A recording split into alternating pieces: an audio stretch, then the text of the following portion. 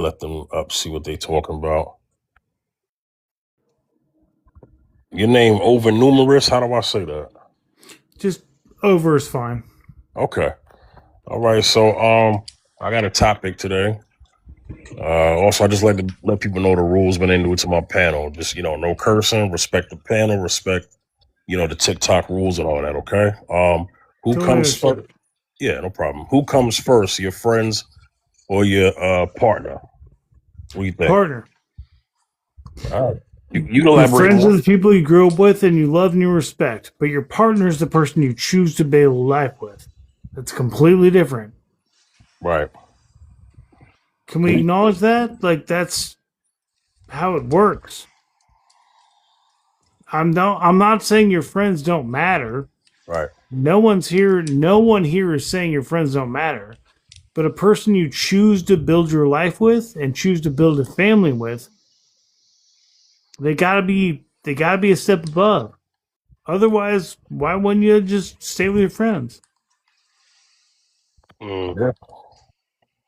I mean, it's definitely a different way of That's it's. an extreme example. That's Yeah. an extreme example, and I acknowledge that. Mhm. But building a life is the most important thing a man can do in his life. Right. And Right. that takes time, effort, commitment, understanding, and a million other things. And that's before you have kids. Mm. Your friends are important. They're some of the most people in your life. And I can't pretend that it doesn't matter. But my single mofo, me being single, Uh-huh. even I know that nothing's more important than the people you choose to build a life with instead of the people you chose to be around. I am most of my friends' best friend, and I would never expect to be anywhere near as important as them or their wives or their families or their kids. It'd be weird to me if I was anywhere near that importance. That would creep me out. Does that make sense? Man, I ain't got no issue with it. Anybody got a response? Yeah. I I would got say, nothing. yes, I agree with what he's saying, but I have a different perspective on it, right? I say like your friends that you choose in your life. Um, No one's saying they're not important. right, right. What I'm saying is that like the friends you choose in life, depending, if I have a group of friends, right, and they're like good friends, they're kind of like Great friends, the best friends you've ever had. right, they're kind of like they would inform me if the partner that I have is good or not, you know. Ooh, that's actually a So if I valid point. so if I have friends, like so the friends come first in like picking the partner.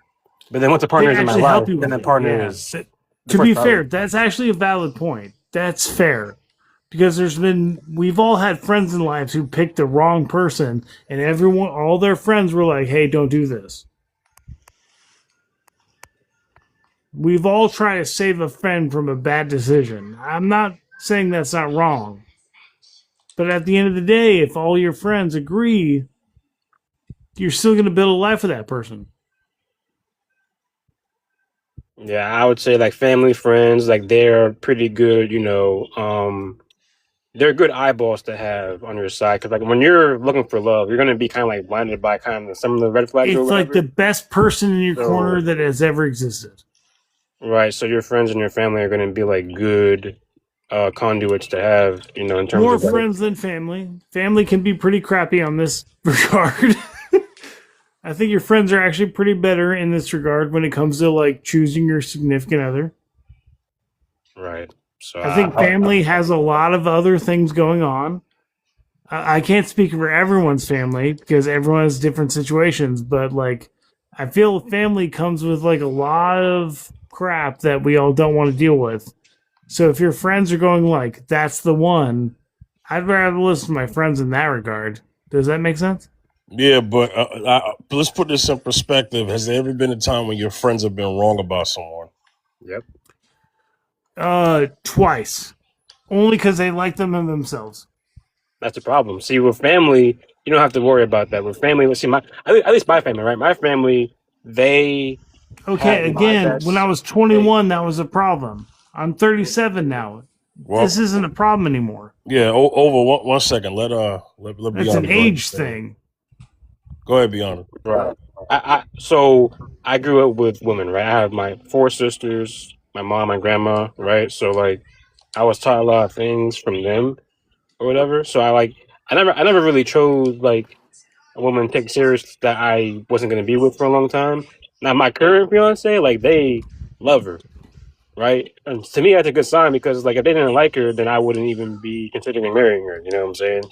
Yeah. Like my friends too, my friends, my best friend, knows her and everything like that. So like I already know that my current Well, no, situation you were is lucky enough to valid. have older siblings.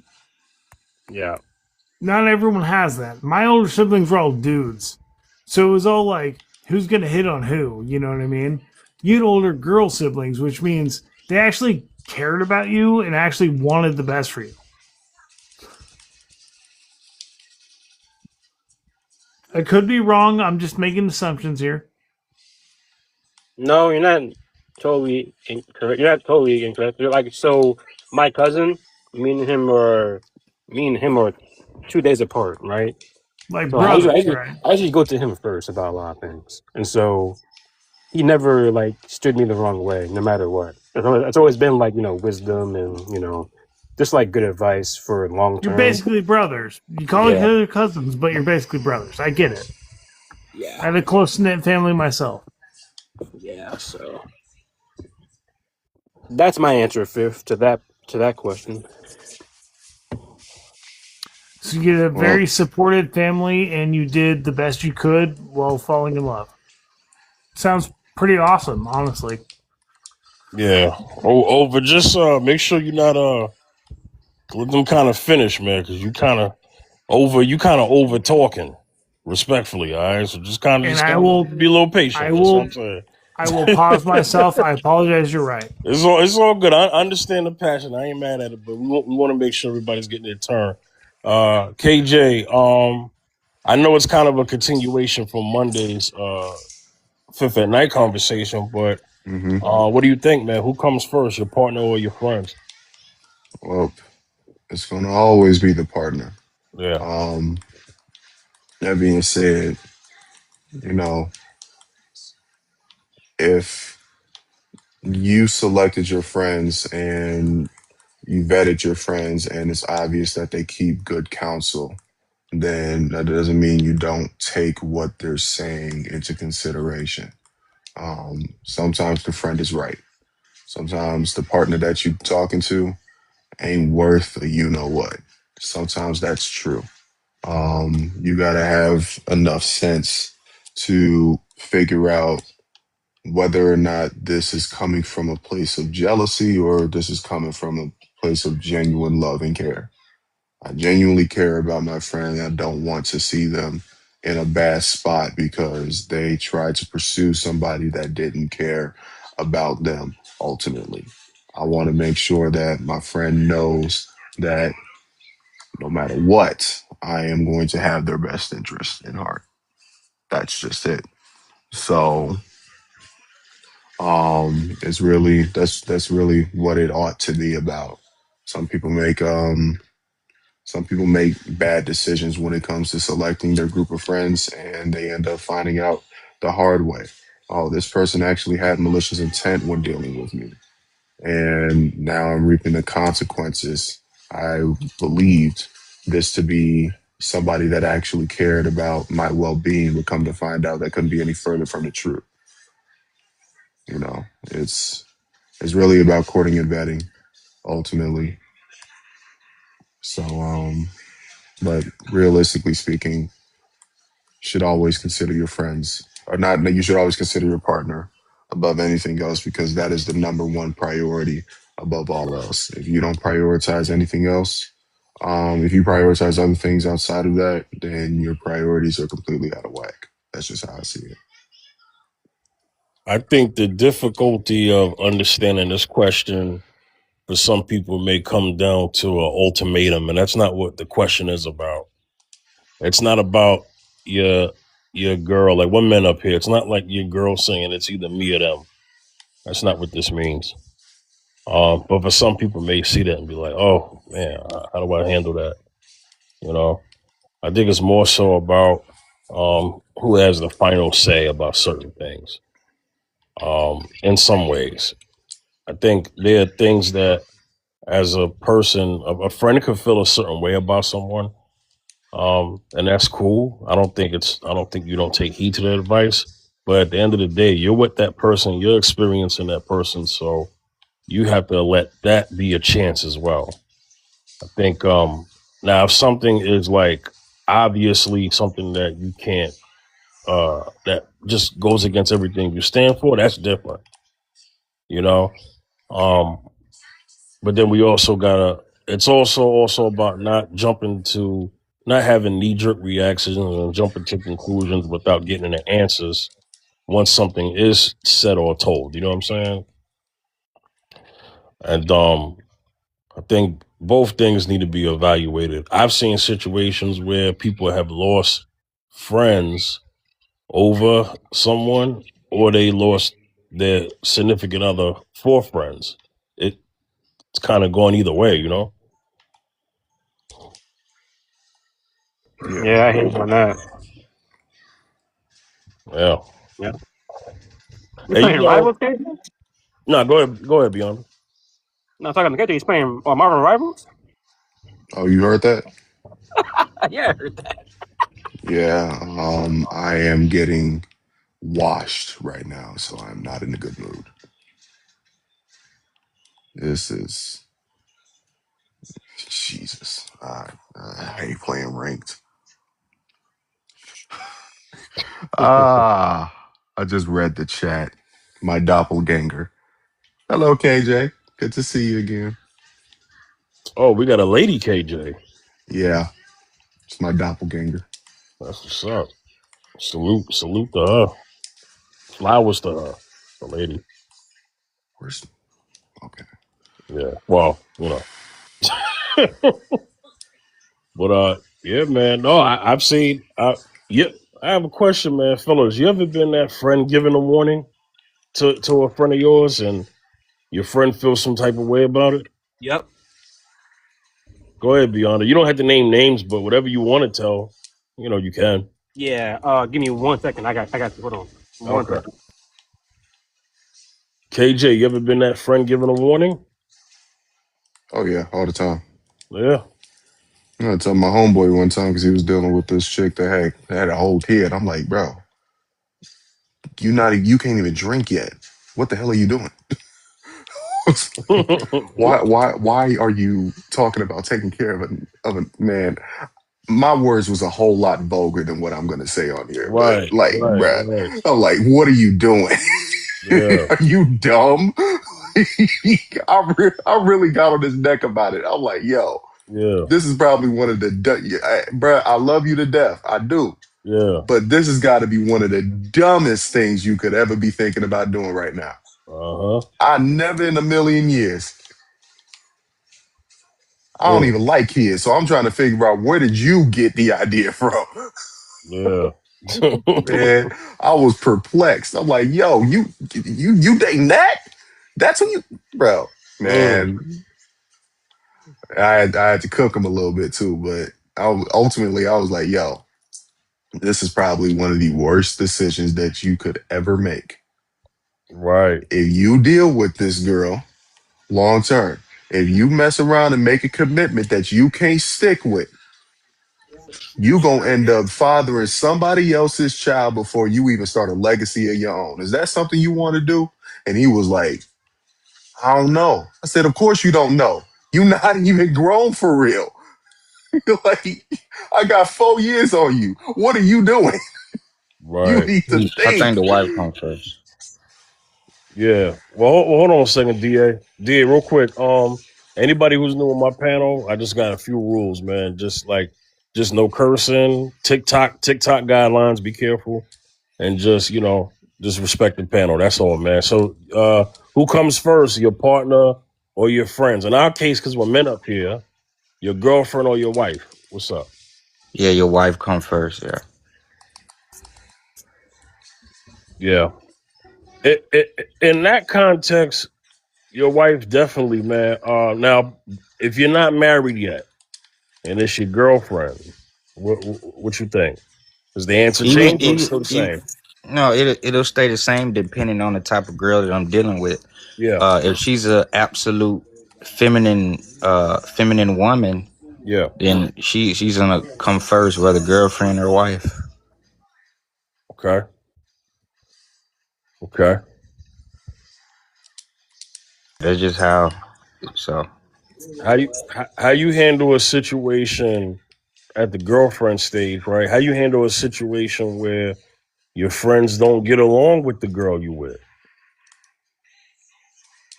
um, well, we'll just have to. It depends on the type of situation. What's the dispute about? You know. Right. Right. I mean, everything should have an investigation. I mean, it shouldn't just be a knee jerk reaction, and vice versa, because Yeah. your girl may not get along with your friends, and it may be a Your misunderstanding. wife might not get along with your family, but you gotta understand what's the dispute about. All right. Yeah. Because these are real scenarios, not even just friends, family also. You might not like somebody in her family, whatever. um that's typically how I go anyway. Yeah. Yo, how important is it to you that your wife to be gets along with your family? That's kind of a different question, but I'm kind of what I want to ask you right now. And that's very, I mean, Yeah. I would say that well, see, my family is kind of like different, so Uh huh. I would I mean, I wouldn't want her to have any like contention with my family, but Right. I wouldn't want her agreeing with their ideas. I really wouldn't even want her hanging around, certain people in my family. Yeah. So, because everybody don't have great ideas. Yeah. A lot of them have this modern feminist ideology, and I don't want her to adopt that. So I don't need her around those kind of women. Yep. You saying So you saying you have those kind of women in your family, or you just saying like yeah, people I in got those general? kind of women in my family. Yeah, Oh, gotcha. modern feminist ideology. Mm, wow. I don't need my. I don't. I mean that it ain't got to be beef or nothing. We go No, I to a get it. cookout. You can come to the cookout, but don't be sitting around them having too many conversations or whatnot Exactly. about Yeah. men because you know how people do at cookouts. Well, Uh huh. how your family or whatever do at cookouts and the female, Yeah. yeah, they all get together talk about me and whatnot, just typical black people stuff. Mm, So I don't want her to adopt those type of ideologies because a lot of them made a lot of mistakes in life. So I don't need those kind of ideologies in her head. let me ask you, Da. You ever been on the other side where you were the friend and you didn't get along with your friend's lady or whatever, or you kind Nah, of warned your friends about something that was like a red flag? no, I mean, I always warn my friends. Well, I'm not cool with him no more. I just recently had to cut him off because he's lacking masculinity. He acts like real feminine. So I had to cut him off. Um, because he liked the toxic relationship stuff. I No, man. You. See, I'm a masculine man. You can't hang around me with this kind of shit that you on. So I mean, no, I forgot you said no profanity, but you can't hang around me with this type of stuff you on. So I recently had to cut him off, and we tell him a lot of things about a lot of the flags about his girl, the girl that he's taking serious. But he always find an excuse. So I mean, hey, we just let him be now.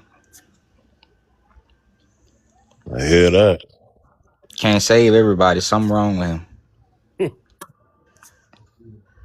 I mean,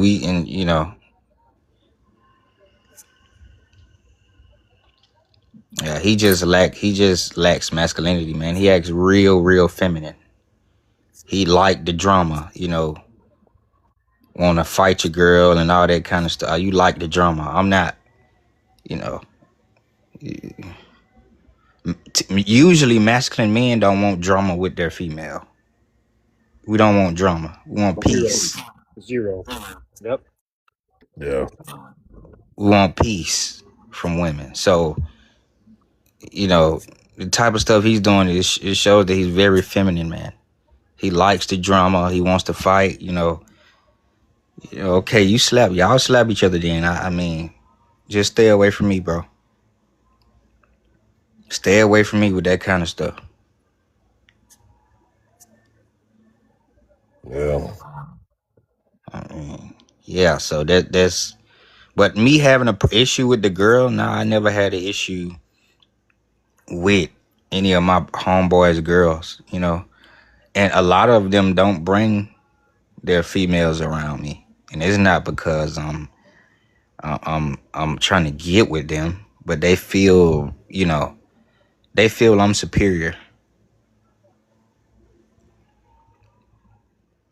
I'm just be honest with you. Most guys don't bring their girl around me because they feel I'm superior. Hey, DA, can I ask you like a real question? And I noticed that I don't say anything about it, but it be kind of crazy. But go ahead. Yeah. So DA, man, I'm not projecting when I ask this, I promise.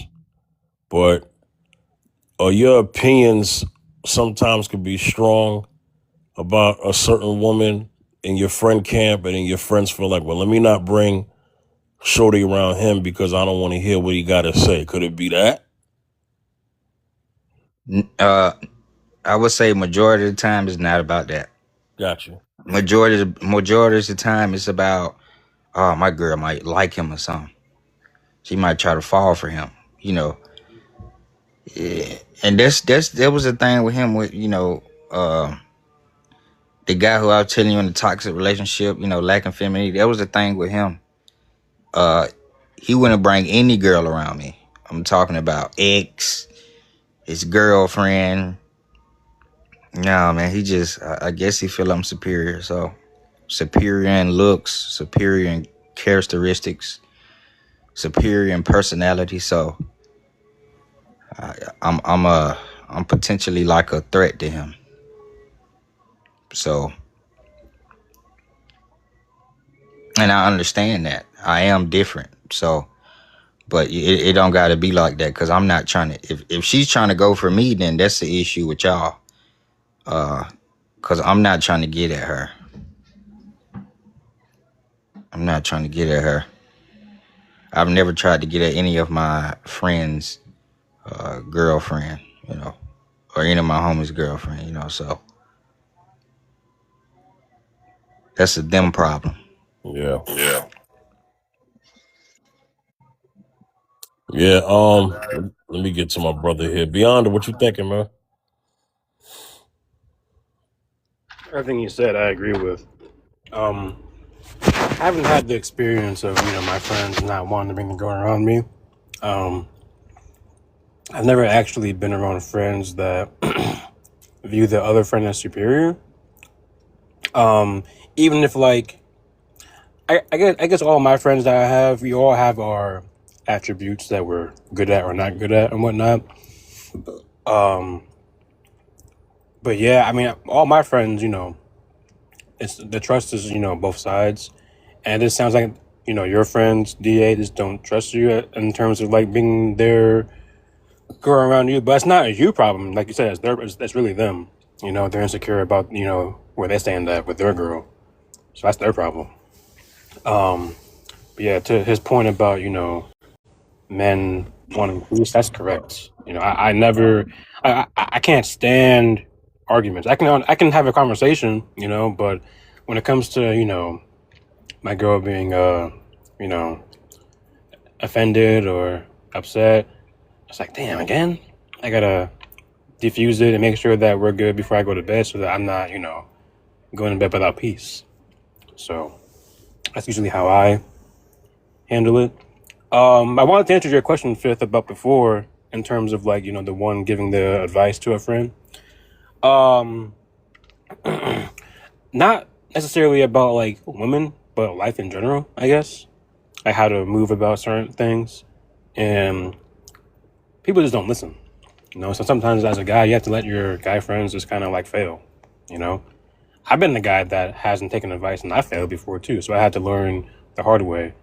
And then when it was me, the one giving advice, it happened again to someone else. So it's kind of a cycle we have to go through. Or we don't have to go through it, but a lot of guys choose the hard way before they finally see the big picture, Nah, true that. Zacchaeus, Hey yo, what's what's good, man? what's going on, brother?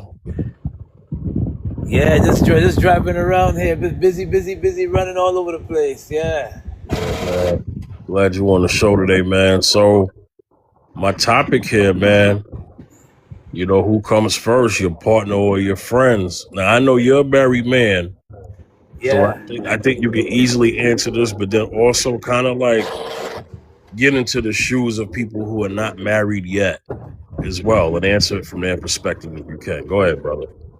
Well, I say good practice is always good. I mean, always strive to put your partner first. Why? Because they're going to be the one with you when you're going through the storms and the weather. Your boys will be there for a little bit, but not as much as the person that you plan to build a life with. Because remember, they got their own life. They're trying to build their own life. They're trying, and eventually they'll pair up with somebody else. They'll pair up with their significant other, or they pair up with a person that they're trying to build with. And so I always say put your partner first, because you you built in something together. If you plan to marry her and get serious and getting to marry her and live with her and marry her, and that's who you're gonna be paying bills with. That's who you're gonna be dealing with. That's who you're gonna be pooling your resources with. That's who you're gonna be making kids with. So yes, you have to put her first. But even if let's say if you're not married,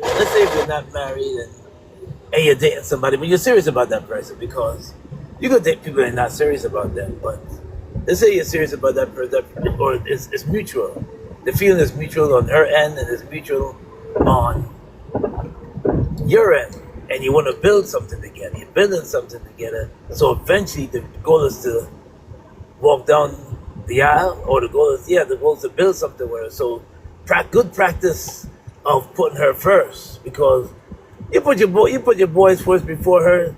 That it always becomes issues and problems, and she sees it, and you see the boys don't see it because they want to hang out and go to different hookah lounge and go to parties and everything, and they're single, and they're looking for girls to hook up with. But if you're serious with somebody, you always look to put your partner first, and that's important. That's important to put your partner first before your friends. Because remember, it's funny because you would put your partners your boys first, and guess what? Your boy maybe find somebody eventually down the line and then hook up with her. Then guess what? You become secondary, and the woman that he's with becomes first. You see what I'm saying? That Right. happens. That happens because remember, you evolve, right? And then when you evolve, you grow. And then when you meet somebody, God allow you to meet somebody that you're able to build something with, and eventually Speed trap reported ahead. you're gonna wanna build something with that person that you plan to build something with. So yes, put her first, because at the end of the day, it's you and her that's gonna be together, eventually having a family and building something together. So yeah, I'm gonna land right there. Yeah. Man, I don't know what noise that is, man. Oh, I'm driving, so I'm in the Yo, expressway that's and all that stuff. Yeah, it was like a subtle noise. It went, like, what is that? yeah. Yeah, it's just that's somebody. Okay, he got a car already, but okay. Oh, okay. Yeah. Oh, that's a car locks. Yeah. Yo, but have you ever been, yo? Because I asked the fellas, like, have you ever been on the other side of things, right, where you're that friend and you're giving another friend maybe like a warning or something you may have saw, and a woman that your friend might be pursuing, or like, have you ever been on that side at one point? Oh, where a friend is pursuing her? No, when you're the friend giving the friend a warning about his woman. Yeah. You ever been on that side? Oh, about his Yeah, woman. I'm getting a friend yeah, about his woman. right. Oh, yeah. Yes. Because some guys, they don't know how to handle situations that come their way. He may be doing so much that Speed trap reported ahead. he may be doing so much that she is not mutual on her end. In other words, he's going all out for her and doing everything he can to reach out to her and do everything, but it's not mutual on her end. In other words, and I'm giving the advice of say, listen, man, you're doing everything for her and doing all of that, going all out for her, but how is she meeting you halfway? But you're giving 100%. You're giving 100%. She only giving maybe lucky if she gives 2%. You're doing all the calling, doing all the reaching out. If you don't reach out to her, she don't reach out. You don't hear from her. So yeah, I've been in the met people like that and had a friend or two in the past like that. Yes. Oh yeah. You know what? I want to say this, Fifth. In my experience, I feel like, well, not. I feel like I think that like men, but like with their guy friends, give like better, more real advice than like women do with their friends. It depends on the kind of guy you're with. Do you have feminine male friends or do you have masculine male friends? That's a fact. Well, I was just saying Because like in general. well, in general, I wouldn't say in general. I would say it really just depends. Because you got some guys who know this guy has a wife and he'll go advise him to go to the strip club or whatever. Just stuff like that, man. So I'll say it depends on the type of guy. Is he a masculine guy? Usually everybody in my group look at me for advice. Right. Because so I mean, most guys look at me, and when in my friendship, everybody look at me for advice when it comes to relationships. I'm the relationship guy. Now I'll tell you signs and stuff like that. Like listen, man, I love this kind of stuff. I not too long ago had a guy, my buddy Nick, right? Nick is a good guy, man. I mean, but it's things that I always tell him to watch out for, and he watched out for them. Right. For example, man, he was overweight at one point, and he was dealing with this skinny black girl. Okay, and then he showed me some of the messages, and I seen how her personality is. Very immature, very aggressive and masculine. I told man, you gotta let her go, brother. You shouldn't take her serious. Uh-oh. And so, I mean, he tried to make little excuse. I mean, it's funny sometimes. I can't lie to him. I be laughing at him sometimes, but he tried to make little excuses and whatnot. But eventually, he left her alone. So and he came back and called me, and man, yeah, man, I pay attention to all the signs, bro. Yeah, she's not the one. She's yada yada yada. Okay, good, man. Good. So when you know, if you meet another female with them same characteristics that she have, the same characteristics and attitude that she have, let her go. Yep. Because real masculine men don't like masculine women. They like feminine women. I'd say there are definitely more men being built like that, feminine. But I still say that there's a pretty good amount of men out there that are still hold on to like the traditional masculine values Definitely. in terms of like not seeking the drama and not the BS.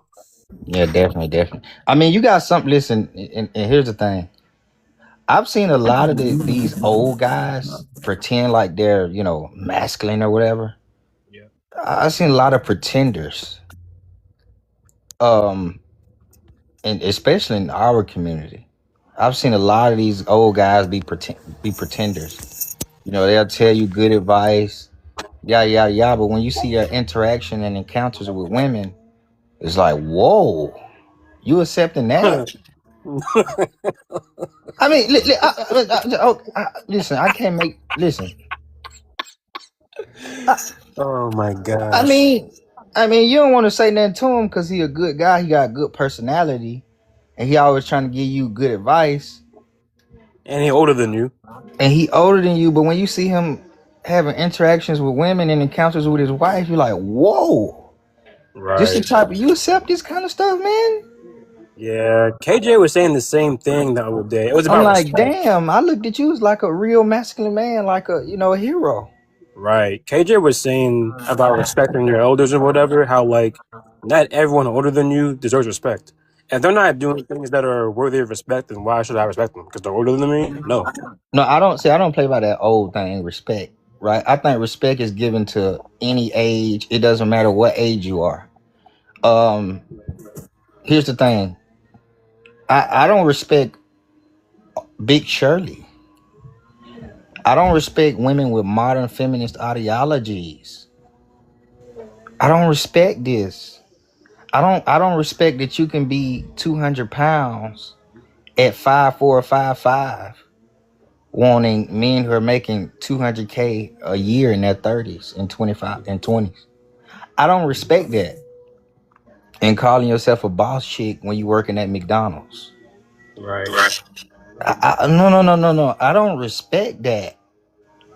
I don't respect that you can be 54, divorced 3 or 4 times, Yep. thinking you can get back out into the dating market with high value men who are making 200K in their 20. No. I don't play these guys. And you're how tall are you? 5'6", dress size 18, Mm. and you want high value. Okay, men typically who are in their 40s and 50s making 200K a year on retirement. They typically want younger women. Hmm. So, ma'am, you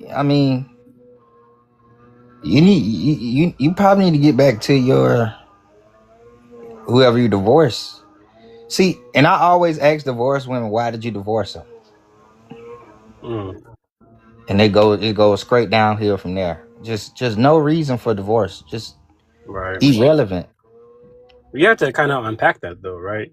So you're talking about women who are pretty much, below or they're average or below average, but they think they can tangle with, a dude that's making a lot of money. And that's due to social media though. Social Below media average in overinflates. looks, Yeah, below yeah. average in characteristics. The social media aspect of it, kind of inflates their ego because a lot of these guys though who have the money, they're simping, right? They're paying these girls money to sleep with them, right? So I that's hate why them kind of guys. they're getting that validation through those guys and I hate thinking, them oh, guys.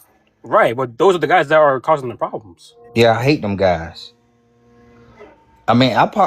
Listen, I partially blame I partially blame both parties. I blame the women for accepting it, and I blame the men for offering that in that manner. So I really want to get rid of these kind of guys. I'm not gonna say what I want, but you can't hang around me. Yeah, because Oh, if you think about it, if you take a girl named Katie from Iowa, right, middle of yeah. nowhere, right, she can now get with a guy from I don't know, freaking England who has a lot of money, even though back in the day she would have married Billy Bob down the street because her options were limited. Now her options are unlimited. So she thinks she can get a guy that makes, you know, $500K a year, $1 million a year, when in reality she qualifies sexually, but doesn't qualify to be a wife. And that's due to the Exactly. fact that a lot of guys, She you may know, have these her looks guys, and she may have her looks intact.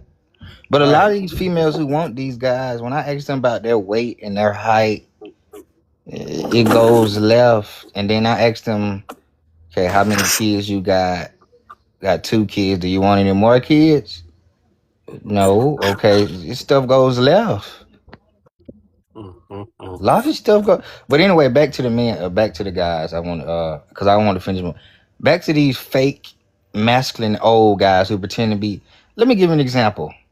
I used to work at a shoe store, and I had this one guy who was my manager, older guy, like in his 40s or 50s, and he had a wife, right? And he let me meet his wife, whatever she came into the store. But I've already, before I even met his wife, I've already heard from the other female associates, sales associates, that she used to come in the store and just dog him out. Just go absolute ballistic on him, masculate, dominate him. She would come in the store and do this. So, I mean, I kind of doubted it for a little bit. I'm like, nah, not Mr. B, man. He ain't, I don't think Mr. B fooling with that, Oh, man, I was so wrong. She came into the store, dominated him. She came into the store, her muscles out. And he looking, I'm looking at him, he looking the other way. I mean, I'm having a conversation with his female. We're having a conversation. I'm having a conversation with his wife about something because I was just meeting her, and while we're talking, she tried to dominate me, but it didn't work. And I told her in front of his face, ma'am, I'm not your husband. Don't try this with me. Do not try this with me, ma'am. So, I don't play these kind of games. And then at the end it became cool, collective. She calmed down, put her muscles up, whatever. So I'm looking at first when this was going on, when she got in her masculine mode, I'm looking at him Why like, is your fucking playing? Damn. what? What? Who's that? Ignore that. Yeah. But anyway, that was mad disrespectful. Yeah, go ahead. She said, what did she say? She said, land your effing plane. See, it shows that you're masculine too, ma'am. Typically, feminine women don't do this type of stuff. No. Just come and interrupt men's conversation.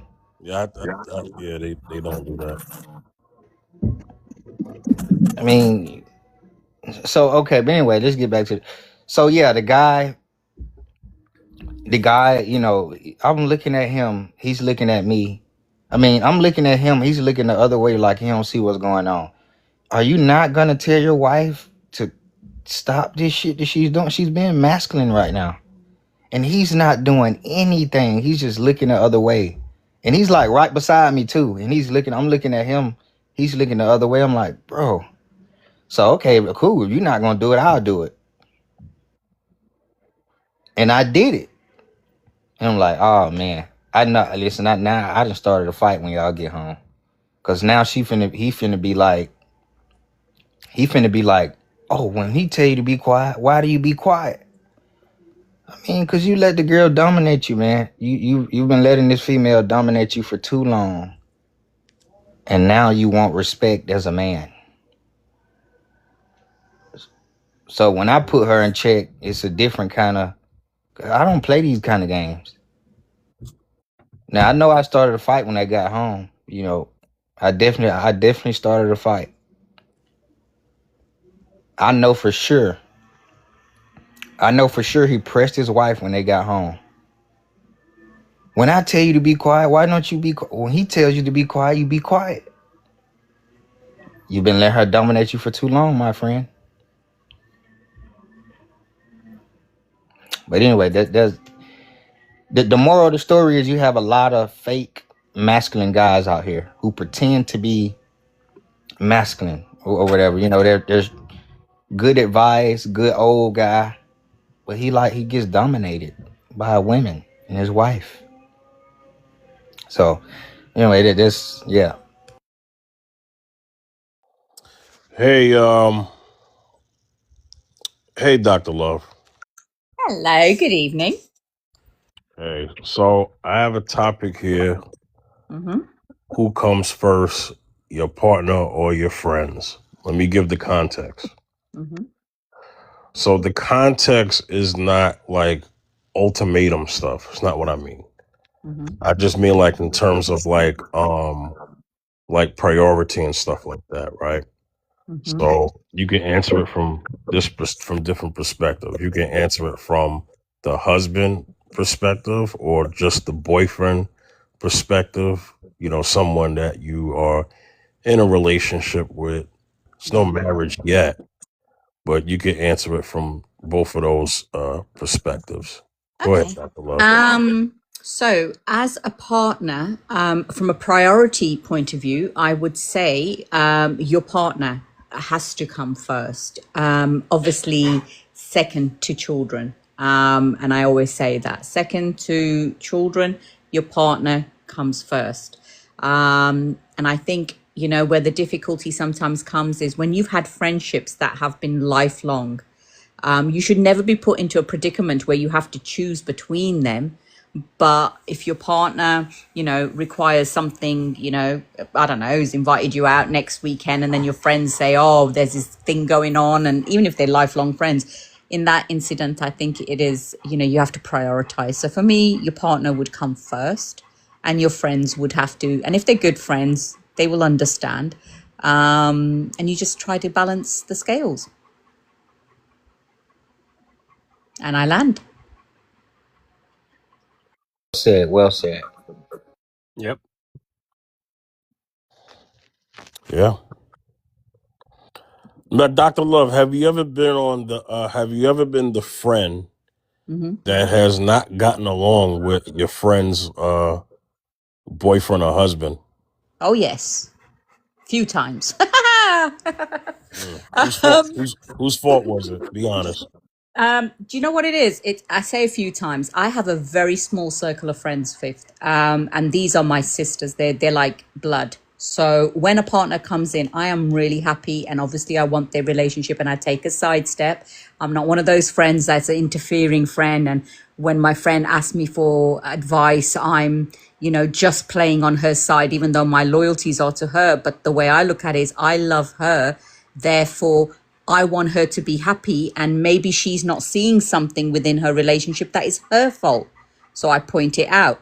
But I have been in a situation where one of my besties, she was dating this guy and he was a DJ in a club and so forth. And I just got a vibe off him, right? And she was happy and, you know, she was besotted with him. And then just things didn't add up for me from when I spoke to him. And, you know, I've got a bit of a sixth sense. So I wasn't his biggest fan, let's say. And in that occasion, it was a bit difficult because if we'd go out and stuff, I could see things that, you know, because she was too loved up, she couldn't see. And I was right about the things that I saw 100%, you know, where it took one night where we were both on a stakeout. I grabbed her, we went and sat outside his house and got all the evidence we needed, and she saw it with her own eyes. So, yeah, I have been in that situation. I do have a dog, Beyonder. Can you hear him panting away? It's I very can. Yeah. I swear to God, every live I'm on, all you can hear, because this dog doesn't leave me alone. Wherever, he's a German Shepherd, Beyonder. So wherever I am, he is by me. And all you can hear on lives is him He's panting panting away. heavy. I was like, what is that? Is that a dog? Yeah, because it's really hot in the UK at the moment, the hottest it's ever been. And we as UK citizens cannot handle the heat. We are not Yeah. equipped for it, Beyonder. So we I are hear all you. struggling. I've got 2 fans on, mate. What are y'all, 100 degrees? No, we are on 37, which may not sound like a lot to you guys, but for the UK, that is Wait, hot. what? What's that's Celsius. What's that in Fahrenheit? Celsius. That's about I want to say probably between like 80 to 90 80? degrees. Okay, 80. All right. Bet. I got to do the math again, but yeah, it's probably about 90 degrees Yeah, Fahrenheit over there. they on a metric system over there. But Sorry. That's no, it's 98. all good. It's 98. 98 over there. Okay. 98. That's crazy. Yeah, I guess 98 is hot for that region. Yeah, and we don't have, we're not equipped for this weather at all. Our buildings aren't, our lifestyles aren't. Do you know they've even shut the schools down here? That's how bad it is. Trust me, we know. Y'all know heat for real. We know. Come to Texas and find out how hot it is. Man, I've always wanted to go to Texas. I like the No, you cowboy don't. style. No, I you don't don't. know. I like it. I like the Come quiet here. life. Big roads. Come here. I want to see Dr. Buck. Yeah, I kind of That want that to. that heat that Are heat'll you mess you up. I live in Texas now. Yeah. okay? I do as well, but I'm getting out of here. I've had enough of this heat. I need to go back to where I'm from. But at least like here, most people here, depending on when their establishment was built, they have central air. So central air units inside the homes and apartments. So, but when I was in New York, we didn't have that. We had ACs and fans. So when you get real hot in New York, we feel it because we don't have central air. Because a lot of our buildings are old. So you can have the AC on. Like if there's a heat wave back home, you can have the AC on and still be hot. Yeah. You know what I'm saying? So I understand that. Yeah. Yeah, so going back to your question, so yeah, I have been in that situation as the friend. You ever lost I'm gonna get the Starfire in 1 second. You ever lost a friend over your significant other? Yes. Yeah. Oh, sorry. No, personally, I haven't not because, like I said, I've got a very small circle from the age of 4 and 5 and 8, and they are still my best friends. And I'm now 48. So no, I haven't lost any of them. We've had disagreements. We've had, differences of opinion. We're all very strong women, but the love is deeper. Wow. I'll get more into that. Starfire, how you doing? How you been? I'm just here for conversation. Hope everybody's having a good day. Yeah. So far so good. Happy How you Thursday. doing? Is it hot over there? Where you at? So in Houston, it is. What's the temperature here right now? I haven't been out the house yet, but I'm about to in a second because I got to go to work. It is 91 right now. It's supposed to be like 93, 94 today. It is 88 bloody degrees where I'm at. I hate it here. I want to go home. So Starfire, the topic today is who comes first, your partner or your friends? And to help with context, it's not about an ultimatum. It's not about someone making you choose. It's just more so about priority. So there's two perspectives to answer it from. The perspective could be your boyfriend or it could be your husband. You go ahead. You have the floor, Starfire. This feel intimidating. Man, I don't know about this one. Usually, I'm saying all your topics are good, but this one right here, this is a very extensive topic. You can attack it how you want, and then we'll, the more you hear, the more you'll probably look at different angles. But go ahead. What did everybody else say on it, though? Well, many have said the partner comes first. You know, the fellas have said, most of the fellas have said, um, even if you're not married, good practice should be before you get married. So they were saying that if it's someone that you have to build with, your partner's before she becomes your wife, you still have to kind of treat it like she's comes first, because that's someone you're ultimately trying to build a life with. And your boys may be around, but you're gonna spend more time and devote more of your time and be aligned more time and be more responsible for the women that you choose. So yeah, so I think that's very important. Depending on the person that you choose to give all of your free time to, because a lot of things, like a lot of people, they have the good and the bad, the in between. Some people, they're like, oh, it's okay, he's gonna be with me, I don't care, he don't need friends, I don't want him to hang out with his friends. And then it becomes of like a source of like control, instead of I love my partner and I want my partner to also have that free reign to also have his own life and have friendship and have socialization, not only with me. I don't, because the thing is, you have to really know, because your free time is valuable.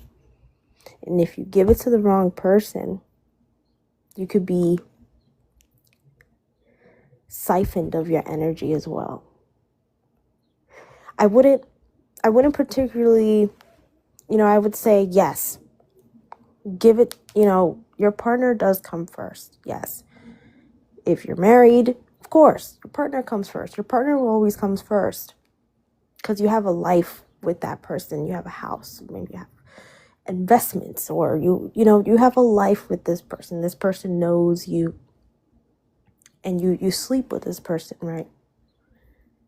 You share sexual desires and all that stuff. But I feel like it's very important to not lose your sense of like healthy friendships with other people, like integrate your partner. I don't know, I just, for me, like the people that always have to stick to their partner, they have nothing else. They don't have any friends, they don't have anything else other than that one person. They call that one person every day, and that's the only person that they talk to. And I know people like that. There's nobody else. And then what happens when, let's say that person leaves one day? Maybe that person doesn't want to be with you anymore. And then it's like, I don't know. It's just, there's a lot to it. Hey, Beyonder, you're yielding your time to DA, or you wanted to go? Yeah, no, DA can ask questions while it's in his head. That's fine. Okay, DA, you go ahead.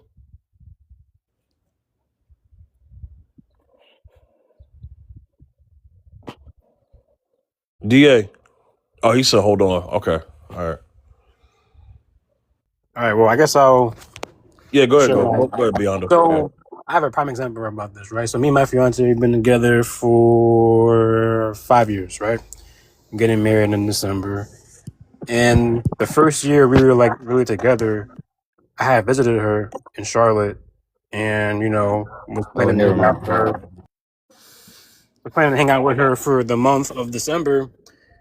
And when I first get there, I'm planning to hang out with her alone and kind of like get to know her better, I guess, because we had done long distance at first, not anymore. And so she always had like her friends around, and I'm like, I'm not gonna be able to get to know you if your friends are always around. I mean, kind of like butted heads about it in the beginning and whatnot. And I told her that it's either me or your friends, but not like you can't hang out with them, but like you have to prioritize what we got going on, because we're just now getting into this. We don't really know each other that well. we love each other, but like, it's not like, it can be a lot more serious if you take it more serious.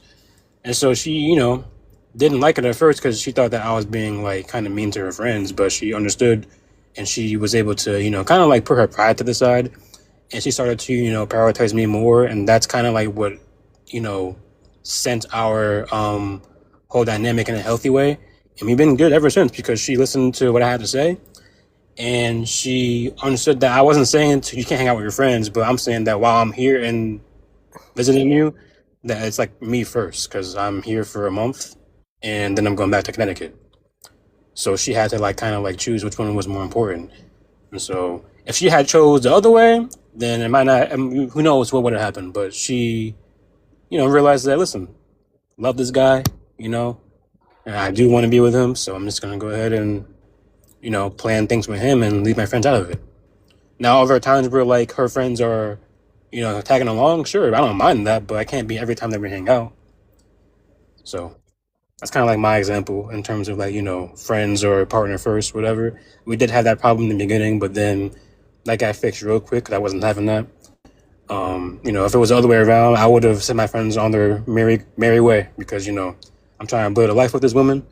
I'm not letting my friends get in the way of that, They can definitely like, share experiences with us here and there, but like not every day. So Yeah, well, yeah. I mean, I can understand that. Starfire and Dr. Love. Hello, are you What's up? there? Yeah, what's going on? Are both of you guys Yeah. married or planning to get married? Planning on getting married? One day. I don't really answer personal questions. Yeah, that part. Okay. That part, man. We don't know you. Oof. Okay. Oof. I mean, nobody's here. No, ma'am. Nobody's here is famous. We not. I don't think nobody in this live is searching for you guys. So, personal question. I mean, I can't find anything about you with marriage, whether you get married or not.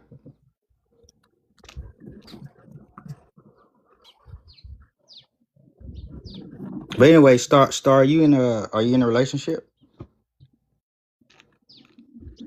Not currently, no. Do you have children? I don't want to answer that. Why not? I just don't want to. I mean, ma'am, you either have children or you don't. Nobody's searching for this. Excuse me. What right do I don't you? know why you. No, but if someone has just spoke to you and just told you they do not wish to answer personal questions, we are on here as a panel. That's cool, ma'am. But nobody knows No, you. sir, because You're you not keep famous. prompting her.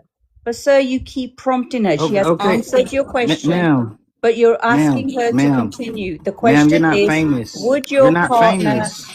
Who comes first, your partner or your friend? That Okay, is a you prompt, answered sir. that. You answered Okay, that. so now you need to answer my stop asking question. personal questions. No, ma'am. Nobody's searching for you guys. I didn't say anybody was. Okay, but so why you acting I'm like it's a reminding secret? you. But there's no secret. There is a respect Oh, that should be held. Ma'am, And- this have nothing to do with respect, ma'am. Okay, This Fifth, is goodbye. not. It's not a I'll secret. catch you later, mate. Bye. I mean, ma'am, you come up on a panel talking about partners and friends. You don't think that's personal? So, I mean, like I said, nobody's searching for you guys. You're not famous. None of you ladies on this panel are famous. So Nobody's searching for you. DA, where's this going? I'm just asking a I question just don't because understand what your I'm trying- statement is because going towards. yeah, Because DA, where's this going? Because you got to make a point here. Otherwise, it just sounds but like you there's no way to dick at know something. if you don't answer the question, Fifth. Yeah, so like exactly because I'm using the Socratic method. I was just asking you guys questions, and that it was gonna lead to a point eventually. But hey, you guys talking about personal and like somebody knows you or like you're famous or something. So I couldn't get my point across.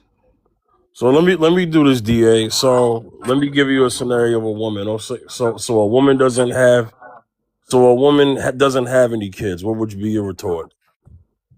Say it again. If a woman doesn't have any kids, wants to get married, what's your retort?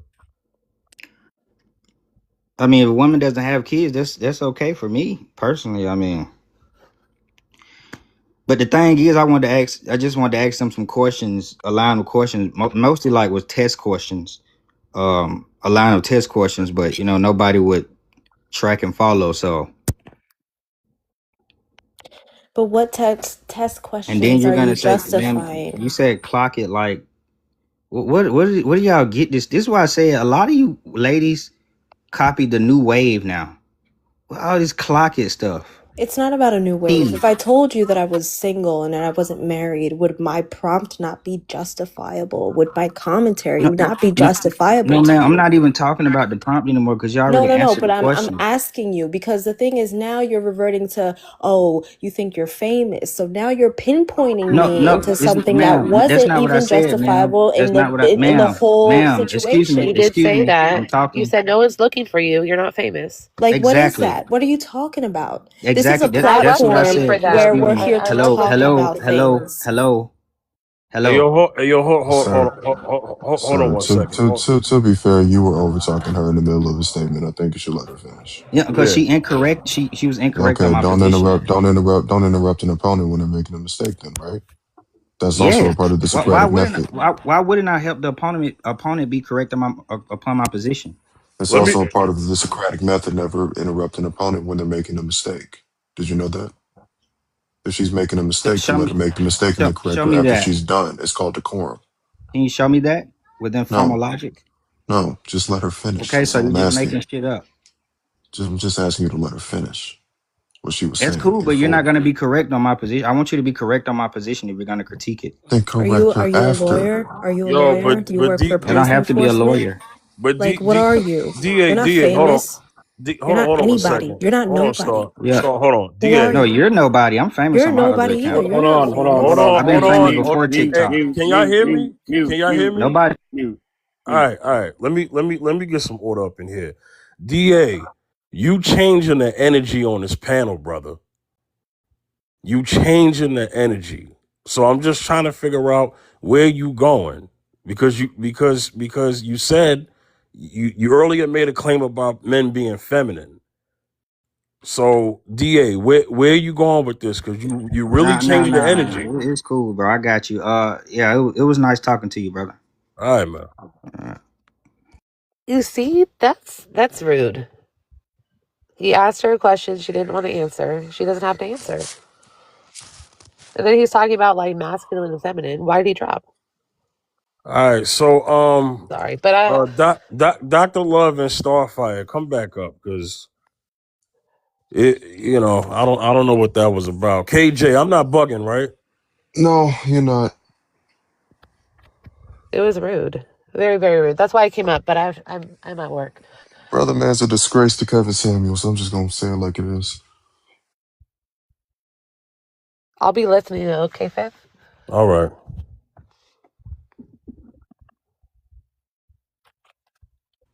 Oh man.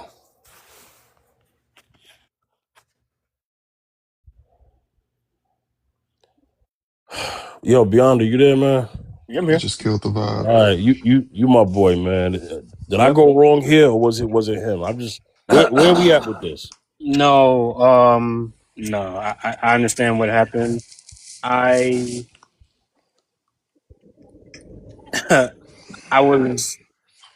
he was asking them a question. Are you guys married? You have kids? They didn't want to answer the question, and it wouldn't allow him to get his point across because it would have helped him, get to his point. They didn't want to do that. That's what started the friction, and then it went from there. And honestly, I see his point of view in terms of like why is it hard to answer the question? Because that is kind of a simple question to ask and answer. It's not that hard a question. But everyone has the right to remain silent or not say anything they don't want to say. So and they want to be difficult and not answer the question. That's on them. They have that right. I think after that, I wouldn't have even argued against it anymore. But he wanted to press and kind of like see what was going on. And I just went from everyone the whole vibe. So I mean, Let me talk to DA again. DA, come on. yeah. Yeah. So Hey, DA, I don't want to speak for you, but you can go ahead and explain yourself. Go yeah. ahead. So I mean, the the topic you have on your panel itself, Right. who comes first, your partner or your friends? This is a personal topic itself. Mm-hmm.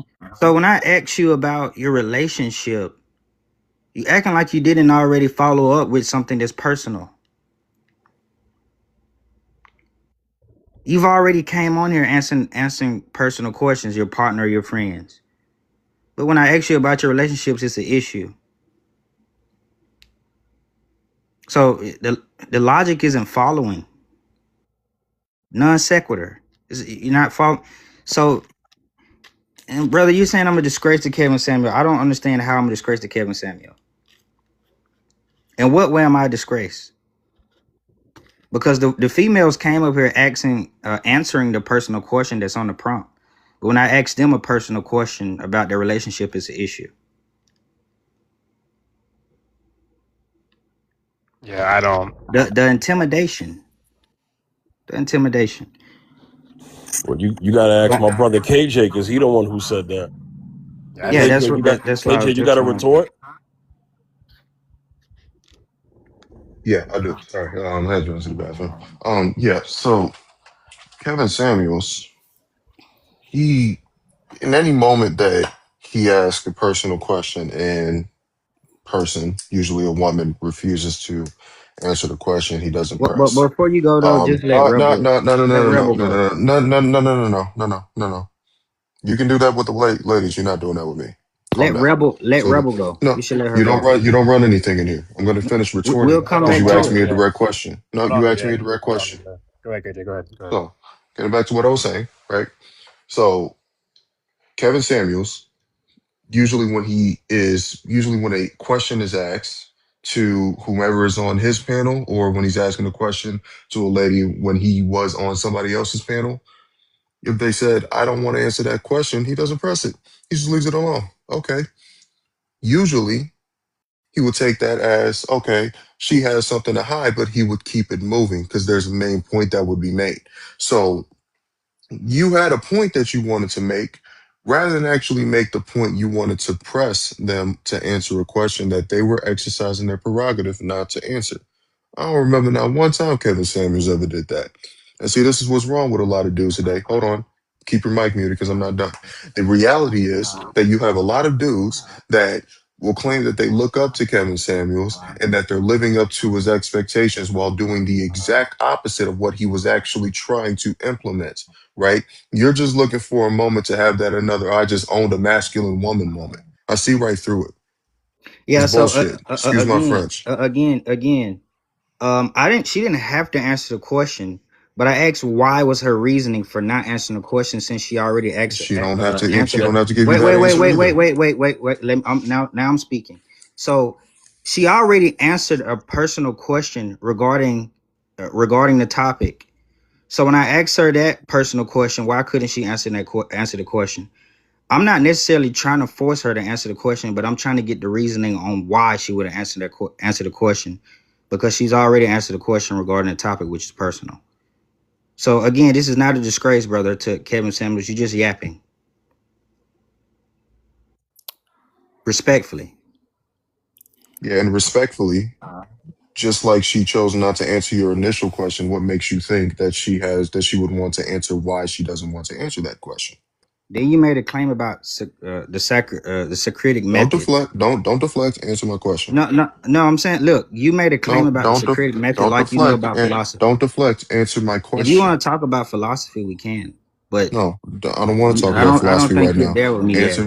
Answer Go. my question. If you What's want, your question? if they didn't want to answer the question that you asked initially, what makes you think that they would want to dive deeper as to why they don't want to answer the question?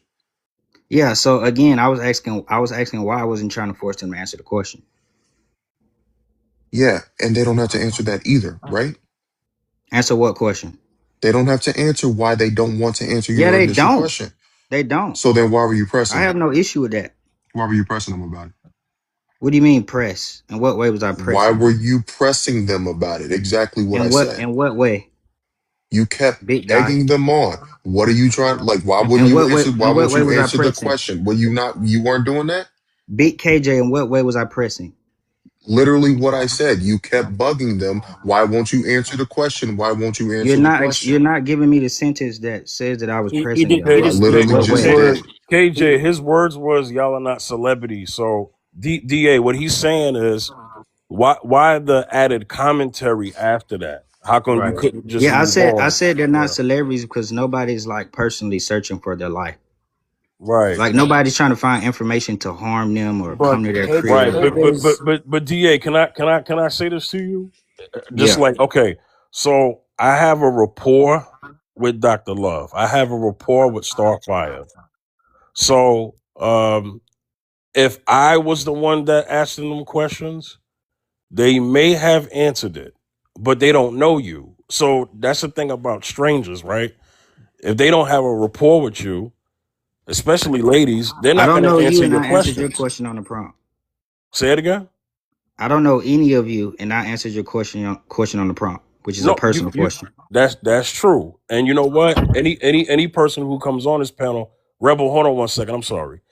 Any person who comes up on this panel, if they haven't answered the question or have gone out of their way to disrespect my prompt, I've got them off the panel. I'm talking about the personal question about asking them if they're married or if they have kids. I have a rapport with Dr. Love. I actually know some of her business, but it's her to tell.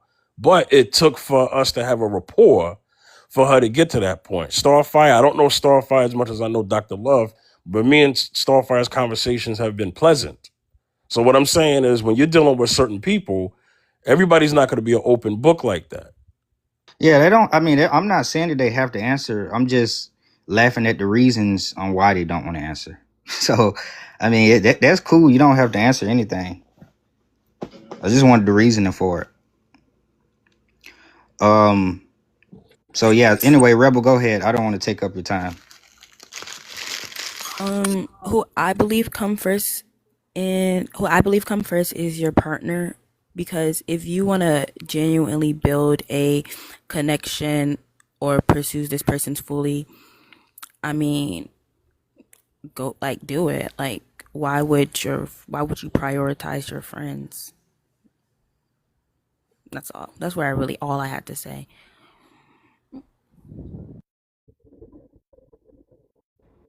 Okay. Hey, Starfire, come back up because we were just dealing with that, okay? You can come back up, Starfire. Sorry about that. But, the men had to have a conversation.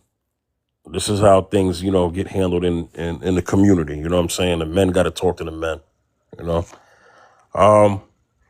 Rebel, how you doing? Thanks for coming on. I forgot to give you the rules before you started talking, but, I think you're fine. Just be respectful and just watch your language up here, okay? Yeah. You did good. You good. Antonio, Yes, sir. Good afternoon. how you doing, brother? You already heard the rules. You're right here. So the prompt is, who comes first, your partner or your friends? Your partner. All right, you can elaborate more. Reason I say your partner because, like my boy Tupac say, it's a dirty game out here. Um, you can start out, of course, when you're single and everything, most people could say, your friends come first, things of that sort. But when you start really, you find that one, and ready to lock them down, your partner has to come first, because at the end of the day, that is a form of your investment as well. Not just saying as in financially, but spiritually and mentally, because that's who you're going to be. You wake up next to, you go to sleep next to, you protect, and us as men, we protect our investment, so, that's just my thing, man, is, and then you can have friends that, like they say, real situations can expose fake people, and friends switch every day. I was raised that, and how my circle of friends are, they, I call them my brothers. Real friends turn into family.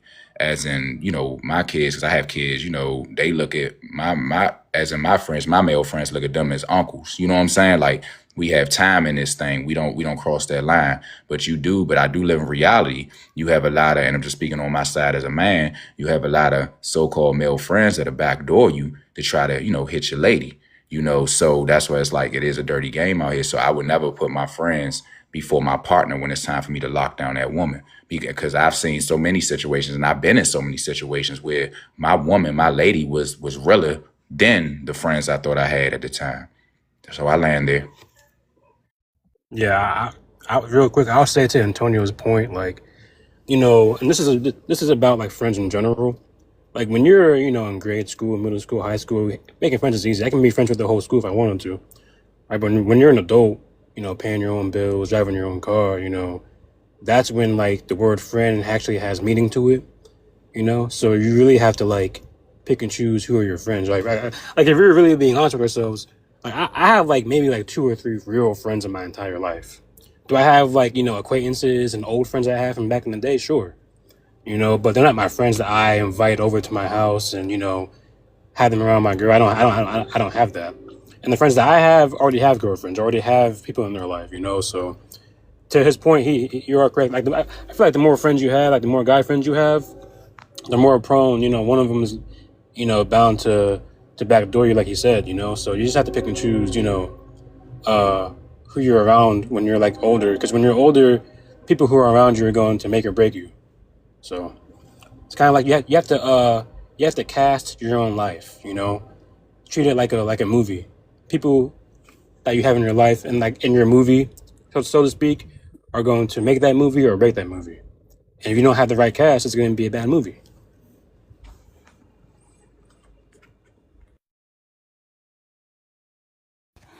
Hey, Dr. Love, you there?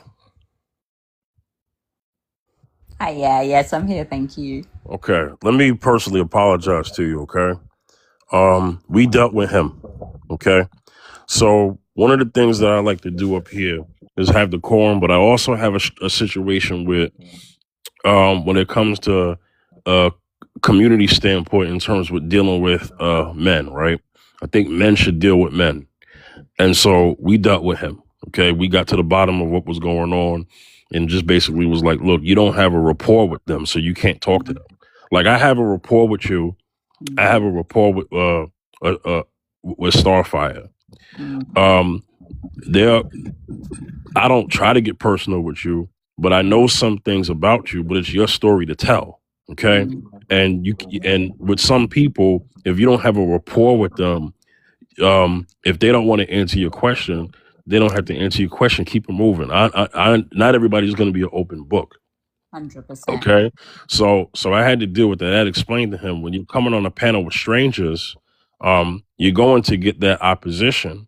It's not an opposition that warrants that. It's just that if you don't know someone, you don't know someone. But if you get to know someone, then there are things that you can get to.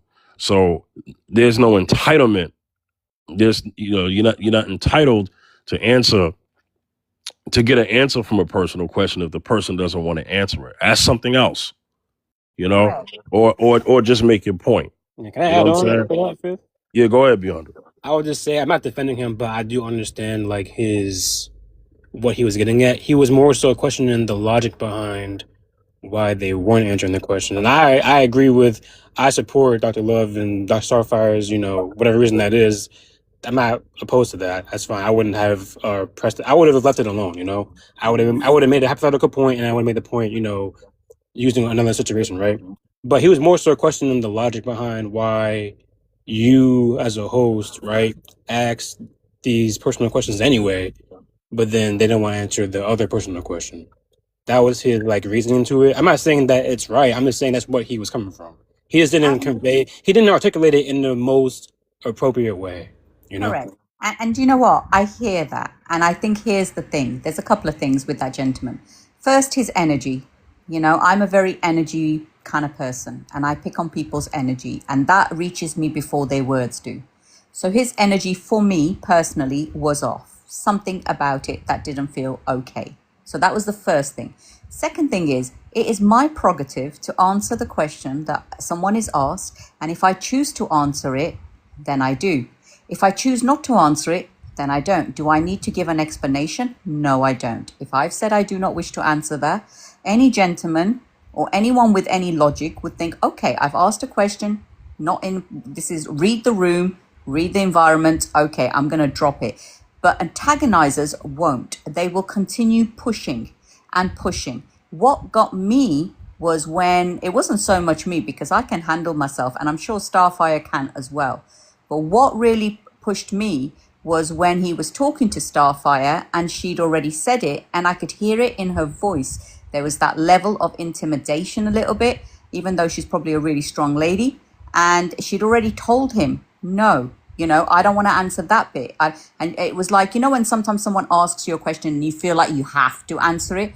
I don't have such feelings. If I want to answer something, I will. If I don't, I will not. That doesn't make me masculine. It just makes me someone who knows myself. But when he was doing that to Starfire, I did not like it. I did not like the fact she'd answered his question and he was going off again and again. And then he proceeded to say, well, you're not famous. You're not this. You're not that. Right. Sir, it's none of your business. There are people watching on the For You page. There are people that maybe families watching. There could be partners. It could be a whole heap of series.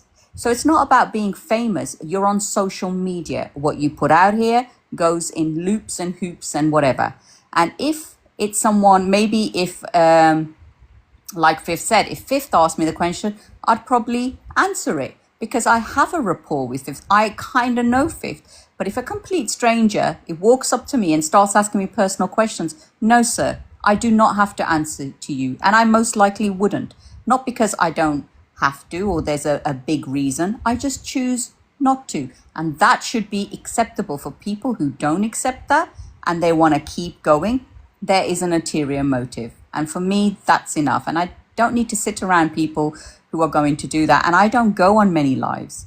There are very selected lives that I will go with, and there are selected people that I will sit with. And people call that, whatever they want to call it. But I have my reasons. Energy to me is important. And if I feel your energy is off, then I'm gone. It's that simple. And one thing I would say is that if he was good at, ushering in like a hypothetical situation, like people love to answer hypotheticals, so he still could have asked you the question, just not about you, and you still could have answered the question based off of the hypothetical, and it would have been, this is fine, without you sharing personal information. Does that make any sense? It does make sense, but I think he wasn't interested in a hypothetical. No, I'm agreeing with you. I was saying that if he would have gone with that approach, would it have been better?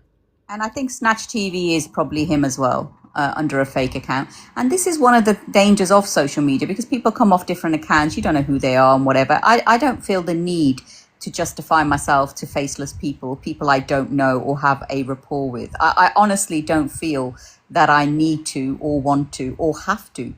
And as regarding the prompt on what Fifth does, it's a question. It's a topic. So, when you're answering a topic, you're giving a perspective, is that personal? Well, it's personal in the sense it's an opinion. It's not about your personal life. There's a difference. And sometimes we might add things like I did give a scenario about my friends and whatever. Maybe on certain platforms, I wouldn't even do that. Yeah, all I was saying, my question was like, if it had been formatted in hypothetical, but not really about you, like, would you have been open to answering the question? It depends on the question. For me personally, it was more than his questioning was his energy. Right. No, I get that part. I'm just saying, like, assuming that it was good energy, would you have answered the question? Like, not about you, but, Yeah, if it was a hypothetical, yeah, maybe. Why not? Because I do engage with people and I talk to people from all different parts of the world and, I haven't got an issue. But if someone's energy is off for me, then I don't want to entertain that. I get that. And, I definitely see your point of view, and I definitely agree with that. Yeah. Like, the way he went about it wasn't, necessarily the best, but I was just trying to explain, why he was doing that, or like, like he was questioning more so the logic, but he just didn't do it in the right way. Yeah. And then when you ask a question, you have to be ready to hear an answer. But when you're interjecting, to me, that's just rudeness. And it's just like having no decorum. If you ask a question and then allow the other person to finish their point, then respond. But that's just me. Yeah. Man, I'm just gonna say this. I'm someone who's kind of new to. I'm still kind of like fairly new to TikTok, right? And so a lot of people don't know how to talk to people up here, man. Like a lot of people come up here and just want to get their rocks off just by like going at people, man. Like I don't create these panels and shows for that. You know, I do understand the entertainment aspect from it, but I have more of a broadcaster's mindset. Yeah, So I'm not up here to fight with people. Me personally, I'm not up here to do that. correct. Which is one of the reasons I come on your live. Yeah. Like I come from internet radio, so going all the way back to 2008. So you don't from a professional standpoint, you just don't handle things like that. You know. So I don't know about people, man. I Yeah, mean, people do there what was they do. That's cool, but there I was have a even that one broadcaster's example. mindset. Go ahead, Beyonder. There was even my fault. My fault. There was even that one example of that one girl. It was a while ago, and she was like sharing way too much personal information. And even you were like, you might want to like stop talking now, because it was kind of like getting too much, you know. Yeah, I Yeah. So remember that one. Yeah. a lot of times, like when you're sharing your personal opinions about things, a lot of times you sometimes curtail on yourself, you know. So maybe that could be a reason why people don't answer questions like that. Which I understand. I understand that too, because she was sharing way too much. And that was Yeah. back in what, March? Yeah. That was. That was back in either March or April. Yeah, that episode was something else, That man. was wild. That was a full panel too. She Oh was I think I yeah, remember that. I think I remember that if it was on we TikTok. had I don't know if you were there, Dr. Love, but it was me. I was on there. You had Black Diamond on there as well, and I a few remember others it as well. Yeah, but because you, that was crazy. she yeah, was. because because Fifth said, this, I post a lot of my content, so, just be aware that what you're sharing could be possibly posted. I remember that. Yeah, Dr. Love was there. Yeah, that was. She was dropping names, Mm. and so I have a disclaimer in the when people pop up on the message part. At that time, I didn't put the disclaimer on the artwork. Now I do, because after that, I was like, okay, people are not reading it when they come up, so let me just post it on the banners. You know what I'm saying? Because I get it. People go on TikTok and they're not even like honest enough to even tell you, hey, yo, just to let you know, this is gonna be what happens is people get clipped up all the time. They get thrown on YouTube. I don't know if people are familiar, and I don't know how often people are on YouTube, but if you go on YouTube and you just type in TikTok lives, there's clipped up audio everywhere of TikTok lives. You know what I'm saying? Absolutely. So I give a disclaimer to let them know, look, this is going on my YouTube. You know what I'm saying? At least I'm gonna tell you, and then I'm gonna put the full show up so that you had the narrative. What happens is when you get clipped up, you don't have the narrative if you don't post the full episode. So then what happens is people can take you out of context. You know? So there it Absolutely. is. Hey yo, Yeah, Snatch. do you know Snatch? Yeah, I You know do who that know is? Snatch ain't been on here in months. Hey, Snatch, before I let you up, are you gonna be cool? Yeah, we need that. We don't need the Cause, negativity here. cause Snatch, I need that confirmed. If you're gonna be cool, I'll let you up. If you're not gonna be cool, then okay. He said yes, sir. I have your. If I have your word, I'm gonna let you up.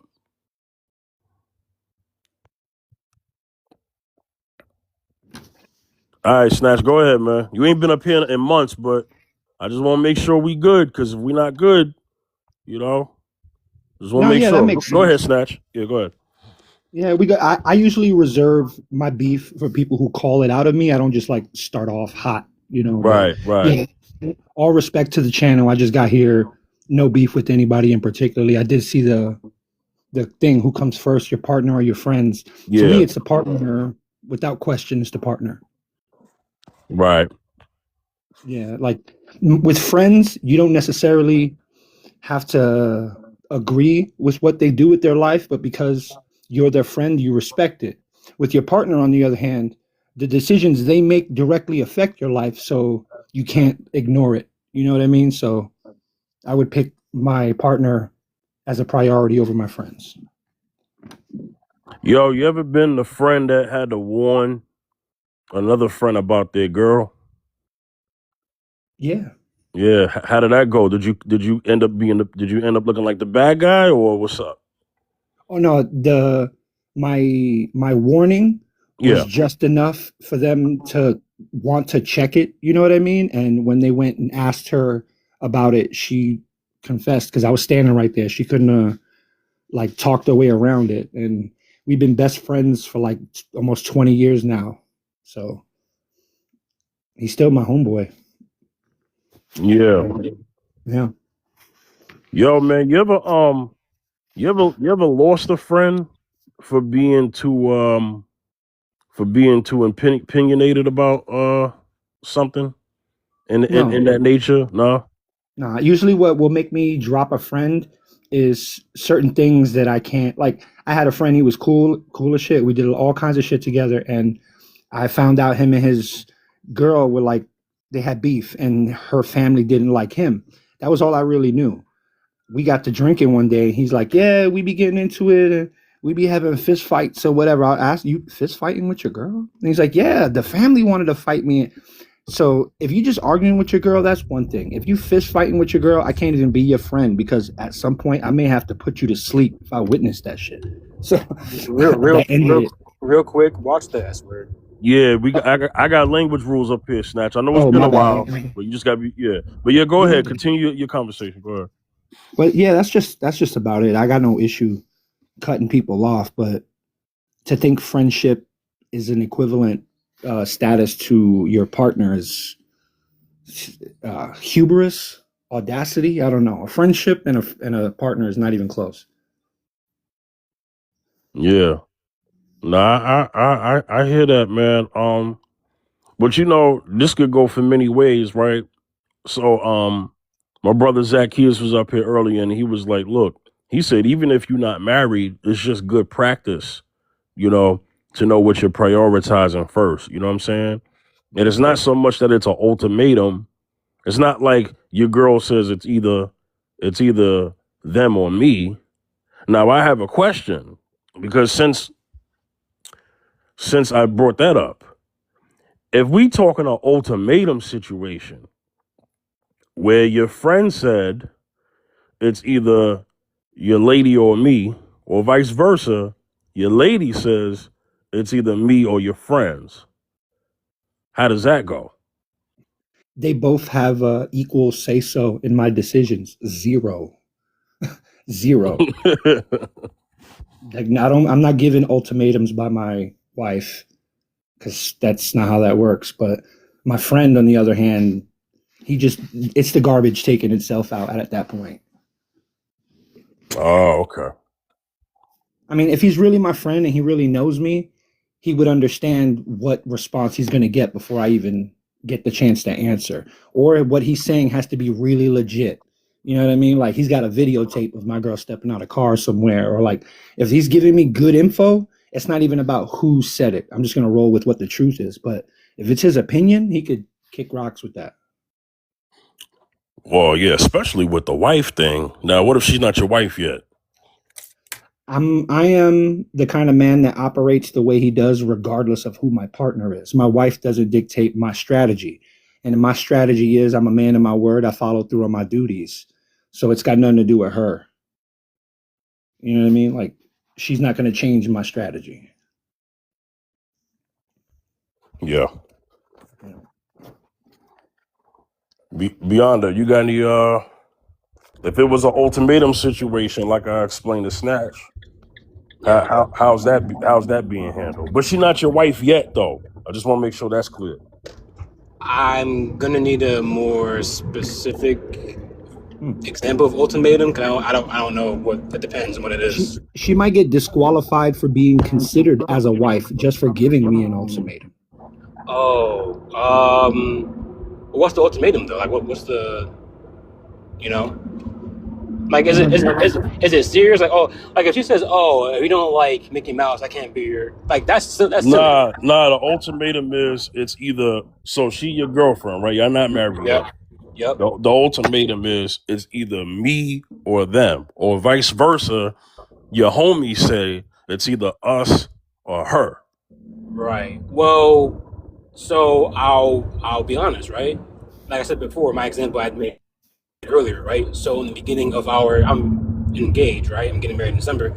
In the beginning, like our first year of being together, she wanted her friends to tag along with our, like I was there to hang out with her. Nah, do I want to meet her friends and all that? Cool, yeah, I do want to do that. But like for now, it's just me and you, right? So she wanted to have her friends tag along. I'm like, it's either me or your friends. I'm not third wheeling the conversation because I don't know them. I feel like a third wheel.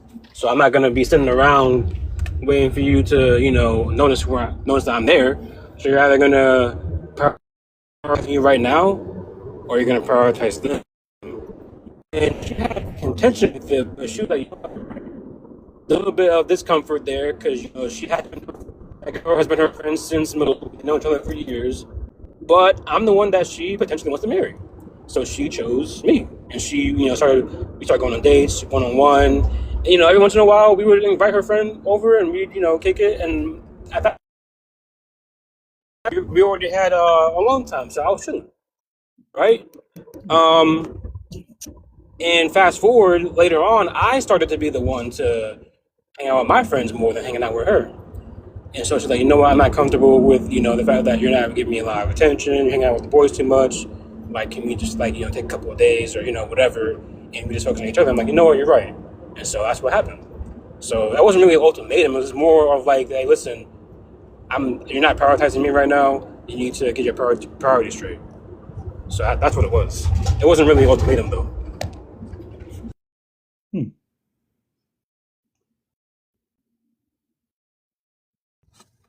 Dr. Love, you there?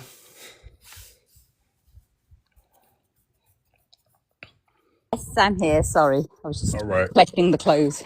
No problem. So the scenario basically, right? Uh-huh. Let's just say there was an ultimatum. Your boyfriend, not husband yet, but your boyfriend has this ultimatum about, hey, it's either me or your friends, or your friends say it's either me or your boyfriend. How does that situation play out? If my partner said that to me, I'd be really disappointed. Because in my relationship with my partner, I would want a relationship where we both have respect, we both understand one another, and he would understand that my friends, because obviously what I shared earlier, have been my friends since I was, 4 years old. So they're my sisters. So it's not him giving me an ultimatum of it's your friends or me. He's giving me an ultimatum, it's me or your family. So for me, that would be a really disappointing, and it wouldn't go down very well because I would refuse to choose.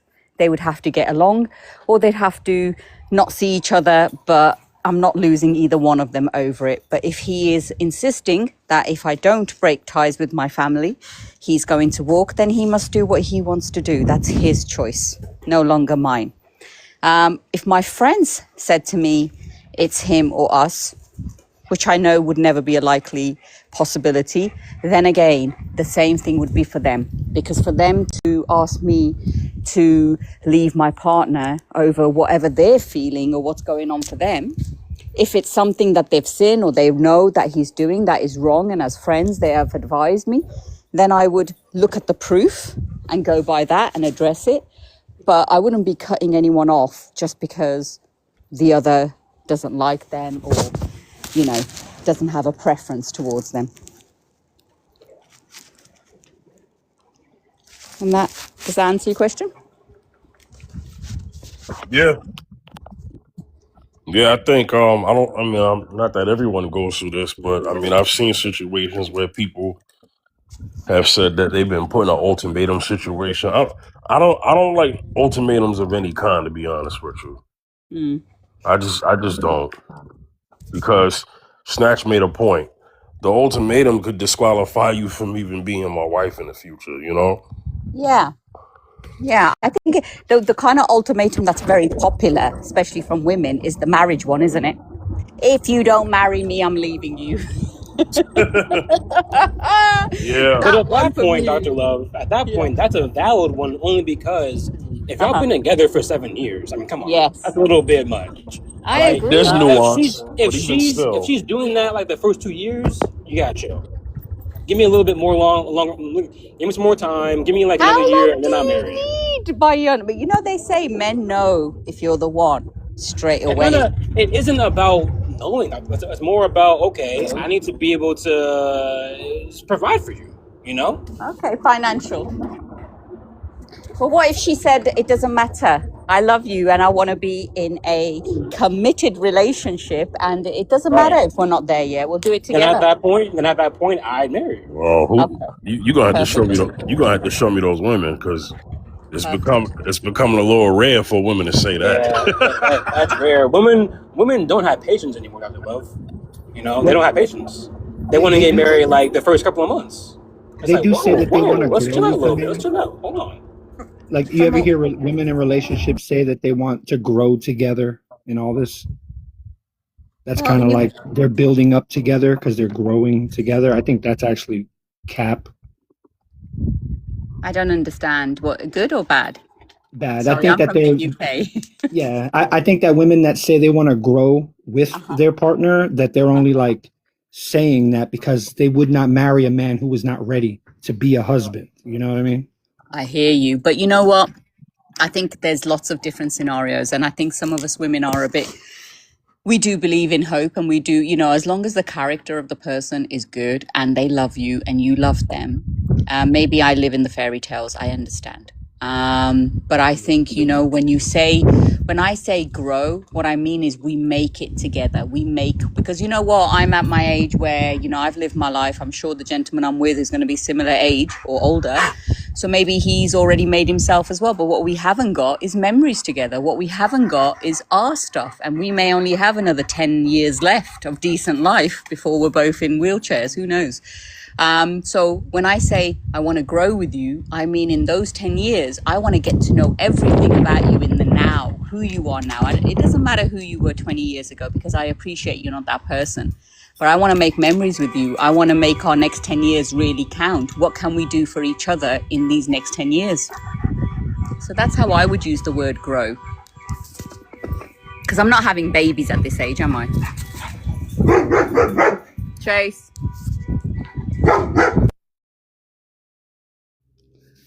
I mean, I don't know. Even without children, like late in life, relationships that are late in life, the husband does really come in like to sit like as a help. You know, brings the teeth by the bed. You know, that whole "I've fallen and I can't get up" thing. It's dangerous for people later in life, and just from where I see it, women are more susceptible to danger later on in life. So having a man there is a lot more valuable than just friends who wish you well from a distance. You know, I would agree with that. I think, you know, if we're being real, you know, oh shoot, at this age, you know, you're not looking to build a family. You know, you're not looking to maybe build a state and homes and so forth. What you're really looking for is a companion that's going to be there for you and is going to stand by your side and is going to be there as you get older, which is a very difficult phase for a lot of people. And I think that's something in a character that you're looking for, because if there was nothing to gain by being in a relationship, nobody would be in a relationship. So as much as we don't like saying it, I think the reality is there is, what can you do for me and what can I do for you? And I think that's quite adult, really. As unromantic as it sounds, it is an exchange, it's a transaction.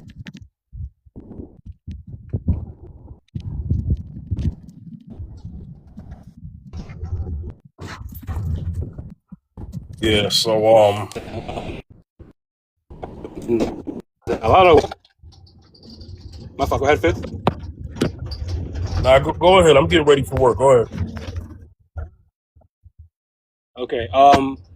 I don't think that women necessarily, and this is my opinion, of course, I don't know if this is like on general, but from what I've seen, and not, you know, talking about my fiance, because she's patient and she's been with me since, you know, out the mud, you know, so I'm not talking about her, but I'll say that, like, part of the difficulty for guys finding a woman to, you know, whatever, is that, like, a lot of women prefer the finished product, right? I.e., they prefer a man to already, like, established, rather than, like, you know, being like, even if like that guy isn't where he's at initially, but he shows potential to be that guy, like why wouldn't you take a chance, you know? No, I'm not saying that you can't be disappointed or, you know, you find out that he's not really the guy for you, that's fine, but it's really up to you to like use discernment to like not waste your time. If he's taking the steps necessary to become that guy, why wouldn't you give it a chance?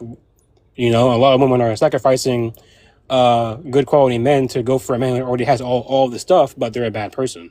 You know, they want the man who makes 100K, but he, you know, cheating constantly and not really valuing you as a human being and whatever.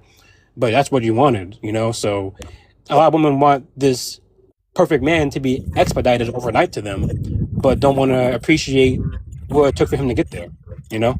Do you know what, Beyonda? I think to some extent I agree, and I slightly disagree as well, because I think, you know, that's one of the problem with women. We fall in love with the bloody potential of someone. A lot of women do.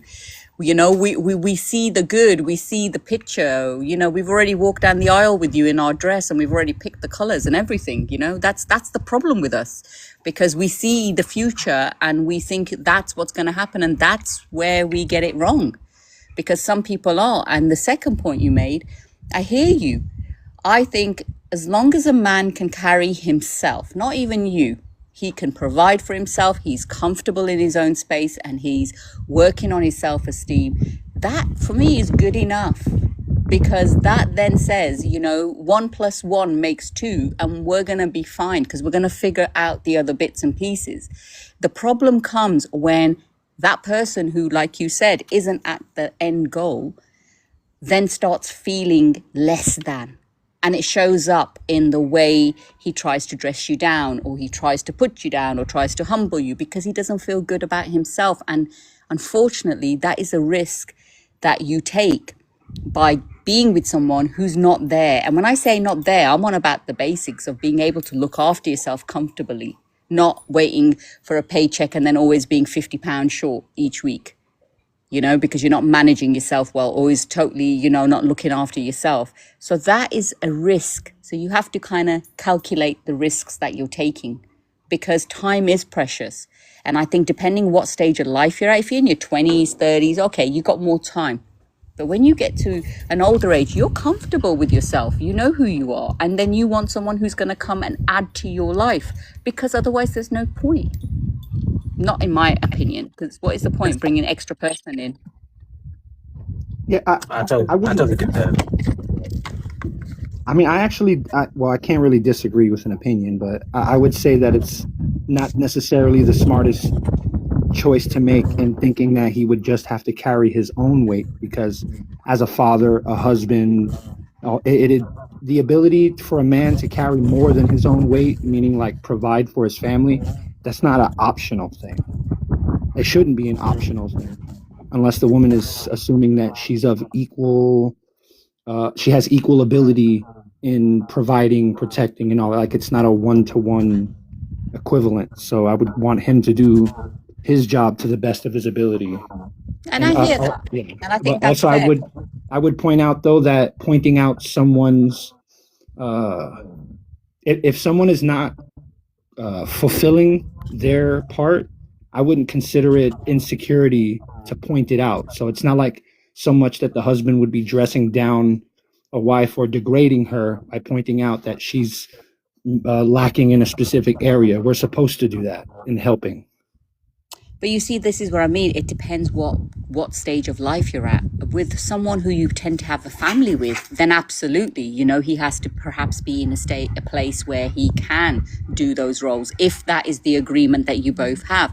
But I was referring more to if you've been past that stage of life where you've had your children, you've had your jobs, you've had your marriages, and now you're meeting someone later on in life, you're not going to have the same kind of needs that you would if you were, you know, single, both of you not had any kids, and you don't intend to have a family with them. It would be slightly different. Then to expect him to carry you also as a must, for me, I think is probably unreasonable. Not if I've got no kids with him, you know, and I'm already, because I was running my home, running my children well before he came. So I can continue doing that. If he chooses to chip in, That's a choice, but it's not a requirement. Does that make sense, Beyond? Am I making more sense? Well, I think it goes. I think it goes a little beyond that, Dr. Love. If you will allow me to ask a particular scenario or question, it doesn't have to be personal, but it is going to be a scenario. Is there going to be any scenario where your kids may be alone with the new husband? For me, personally, Beyonda, I don't intend to have any man living with me until my children have left home because I have young daughters. And I know it's a really skeptical way of thinking, but I know what blended families can be like. And my children are my responsibility because I have brought them into this world. So as a mother, I will not bring another man into my home until they are old enough and they're in college. Obviously, he will come and visit, whatever, but I will also be present. Maybe I go to the shops, he's left with them for half an hour or whatever, fair enough, but nothing more than that. And that's a personal choice I have made. And it doesn't mean I'm not going to date, because I can absolutely do that, but the access to my children, because I'm not looking for a stepfather to come in and father my children. They have a father and he has his role and he is an involved father. So, that's where I stand on that. But with that man, with this potential stepfather, right, coming into your life, at some point in time, are you going to have the expectation of him being able to provide to some degree? Because maybe in the beginning you're not looking for it, but over time you're going to want him to, right? Not at all. They're not his children. And the mindsets of the men, I don't know about the USA, but in the UK, mindsets of the men, they think single mothers are just looking for surrogate fathers to come in and provide for children that aren't theirs. I don't have such expectations. I am a woman. They have their father. I am their mother. We have an agreement. The children see both mother and father. It's amicable as far as the children are concerned. I do not speak to my ex-partner unless it is strictly related to the children. It's very short. It's very simple because that's my involvement. But when it comes to the children, they go between the two houses. Now, if I met a gentleman and who wanted to be part of my life, at some point, I will introduce him to the children, but that would take a long time because I'm not willing to bring someone into my life who then has not only the tool to break my heart, but to also break my children's heart. Like I said, those children are my responsibility. And as a mother, that is my job to keep them as safe as I can because I do not know another human being 100%. No matter how much in love I am, I cannot vouch for another human being 100%, but it is my job as their mother to protect them from anything and everything, and their fathers. Right. Because those are the only two people in this world that will love that child the way we do. So let's. I hear you. So be honest, we got to move up the years then, because since that got answered, right? So, all right. So you get married. You finally get married when your kids become adults, right? So the provision part may not be there, right? But if there's a situation where the stepfather, the new husband, is around your grown kids, something happens where they're going to need protection. If he don't protect them, how would that scenario play out? They're Well, I grown. think any person, yeah. I just want to make sure. Any person Yeah, go ahead. No, any person I choose to be in my life, all those boxes would be ticked. Is he got that instinct? Whilst I'm not expecting him to provide, all I want from any person I meet is respect the fact that they are my children, give them respect and they give you respect. That is the only thing I ask. Now, if we're in a situation and let's say he's taken them to the park or we all meet up for a meal and there's a group of guys, I don't know, going to jump my kid or whatever, would I expect my partner to jump in? Hell yeah. Hell yeah. Because you're my king and you love me. Therefore, you love everything about me and my children are part of the package. And that would be an expectation. Of course it would be. There it is. I just wanted to get there because I knew that would still be required. Of course, fifth. I'm not mad at it, but I'm just saying that. No, but fifth, what I'm saying is, I'm not saying, you know how I feel about men. I feel men are very important. A man and a woman's relationship is sacred. I think women do need men. I understand it's more of a want now, which is understandable as well. It has its place. But I've always said, together we are powerful. On our own, we are not. So for me, the only thing I'm doing is taking the financial responsibility off the person. If they choose to financially contribute and it's something they want to do, I'm not going to sit there and say no. But all I'm saying is it's not an expectation. That's the only difference I'm saying. But when it comes to protecting and we're all out, and if my man was just standing there while we're getting battered, I'm going to lose a hell of a lot of respect for you. Which would you say is a larger investment? Financial or the risk of losing your life protecting someone? Which is a higher cost, do you think?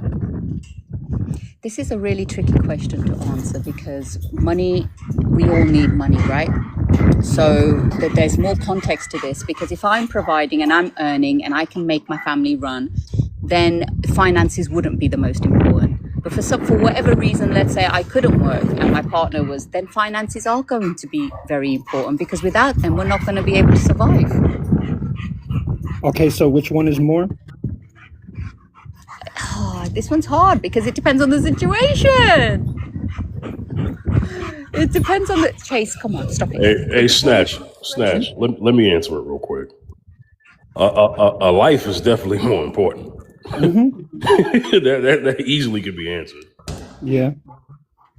But how often is our life at threat? You only can lose it once, though. You can't lose your life more than once. Correct. But how many times in realistic terms is our life threatened on a daily basis? But I tell you what is threatened is our financial stability on a daily basis. It's really important because even if only 1% of this cup of water was piss, I'd still be mad that the 1%, it ain't got to be a lot. It's still not good. So just saying it doesn't happen often doesn't really take away from how important it is.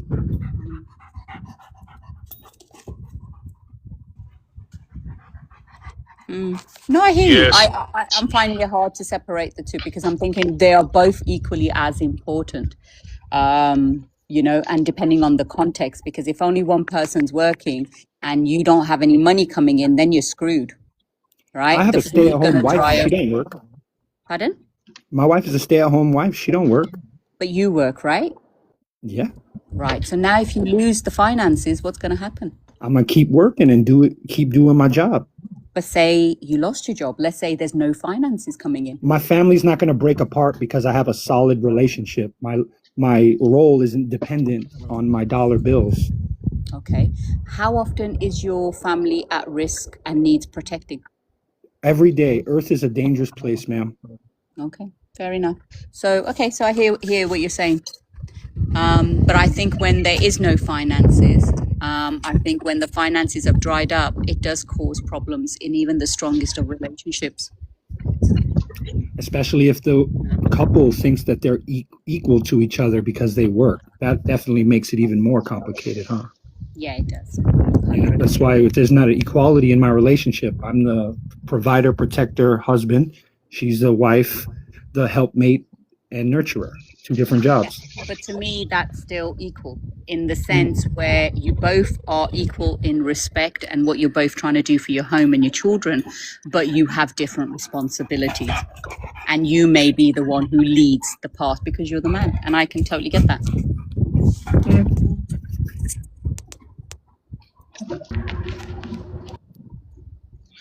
So Dr. Love, I think what we experience in real time is a difference between men and women when in terms of when it comes to protection mode, we're always protecting. Like for instance, I don't have a wife, right?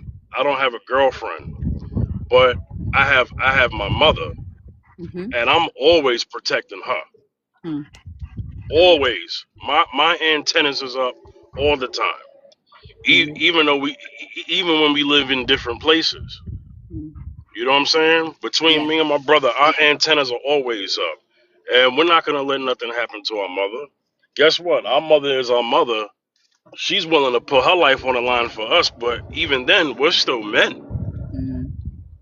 You know, I we think, don't want that. I think women better understand that when it comes to protecting their kids. When I mm, talk to women, women will tell me all the time they'll jump in front of a bullet for their kids. They'll jump in front of a car for their kids. Ask them if they'll jump in front of a bullet or dive in front of a car for their husband. You get a different answer. But the husband will risk his life trying to save both his wife and his kids that could result in his ending. I get that. And that's So, why you have the protection role, Fifth, and not women. uh, Yeah. right. So, Snatch, when you asked her the question about what's more valuable, it was way easier for me to answer that. Why? Because I'm a man. Mm. That's part of the reason. Yeah, Yeah. I think that women tend to over exaggerate their role in the whole scenario. It's like it's not meaningless and it's not worthless or useless. Like they're not less than, but to think that it's equal is a big mistake. A big mistake. I was commenting in the comment section about it. Like, I this is not for Dr. Love specifically. I just want to say that I'm not personalizing it in any way, but I wonder why women who end up a single parent don't prioritize their children, because they may not need a man, but the children need a father figure. So if your children are your priority, that should be a priority. 100%. And I think it is for a lot of women. I think, sometimes, like in my situation, I call it, I shouldn't have to call it fortunate, right? I shouldn't have to call it fortunate, but I know a lot of single parents who don't have what I have, which is a co-parenting role where the father and the mother are the main, even though we're not together. We were together for 21 years. So even though we're not together, we take that role as parents very seriously. So, they are our priority when they're under my care. They are my priority first, which is why I made the choice not to have another man live in my house full time while my kids are still young. When they grow up and they leave, absolutely. Because I don't want to be on my own. I want to wake up next to someone every morning and cook and make cute tea cakes and, pounce about. Of course I want to do that. But there's a time and a place. I have made a choice to be a mother. Now I have to fulfill that role.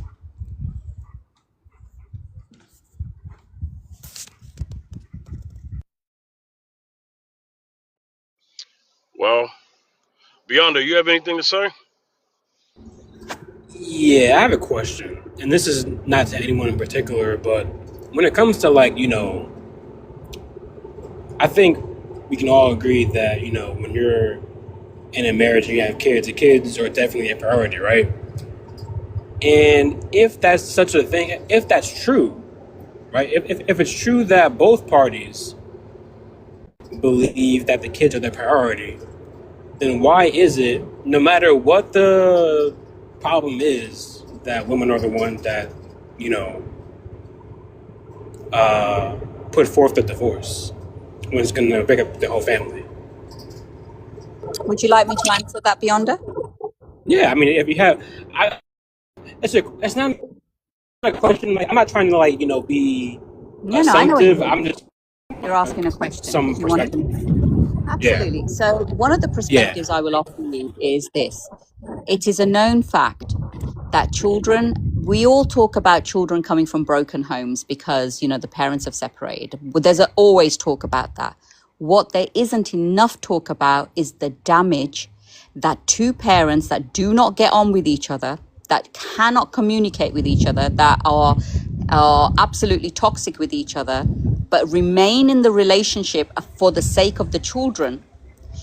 Nobody talks about the actual damage that does to the children. Now, I'm very fortunate once again, because in my position, I meet those children who have grown up to become full-fledged adults. And the thing that they say over and over again, I wish my dad had left my mum. Mostly I hear, I wish my mum had left my dad. These are the children that have come from those homes that the two parents were in. but it was not a healthy relationship, because guess what? You've got young little babies walking around who are modeling, learning behavior from the adults in that house. And when two adults do not get on, you are actually causing more disruption than a family that has gone different ways and still co-parents, because that's the healthiest option.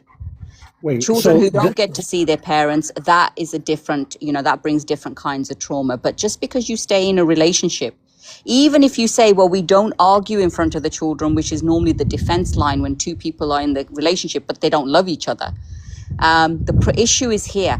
Children are very receptive, much more receptive than we give them credit for. They know when things are off.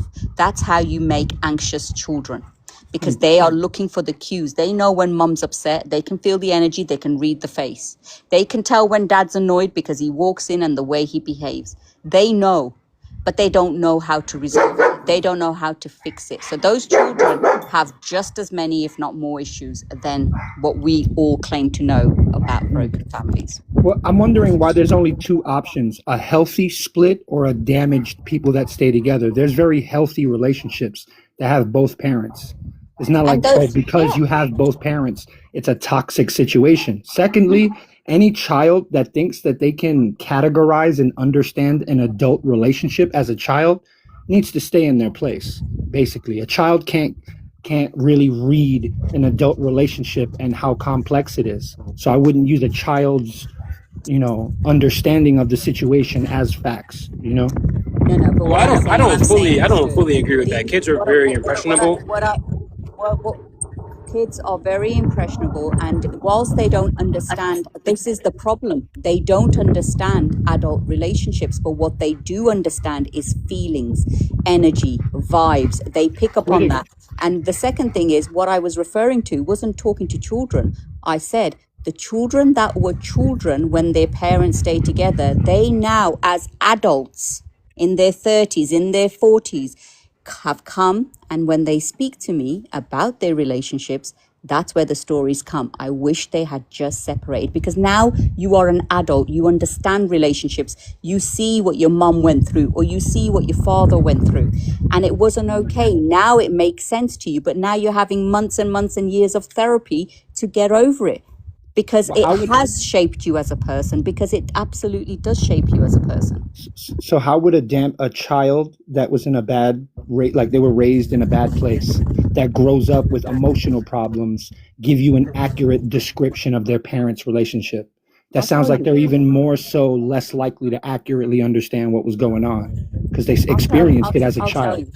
I'll tell you, you have hundreds of men who are depressed, but they don't know how to articulate their feelings. They can't, they go to alcoholism, they go to drugs, they will have behavioral problems. When you look back to where these are starting from, why they started drinking, what was going on, what memories they had, what was driving them, what messages, what self-beliefs they have encountered through their childhood, you will see a lot of those links are coming to parents that were not in a position to be able to talk to their children, to show them love, to show them how conflict was resolved. When you look at relationships where they're in a marriage now and there is constant conflict because they're coming because they want to resolve the problems in the relationship, you can see they never learned how to resolve arguments, because when they were young, they saw mum and dad put a brave face because they never saw an argument. Or they saw their parents split up.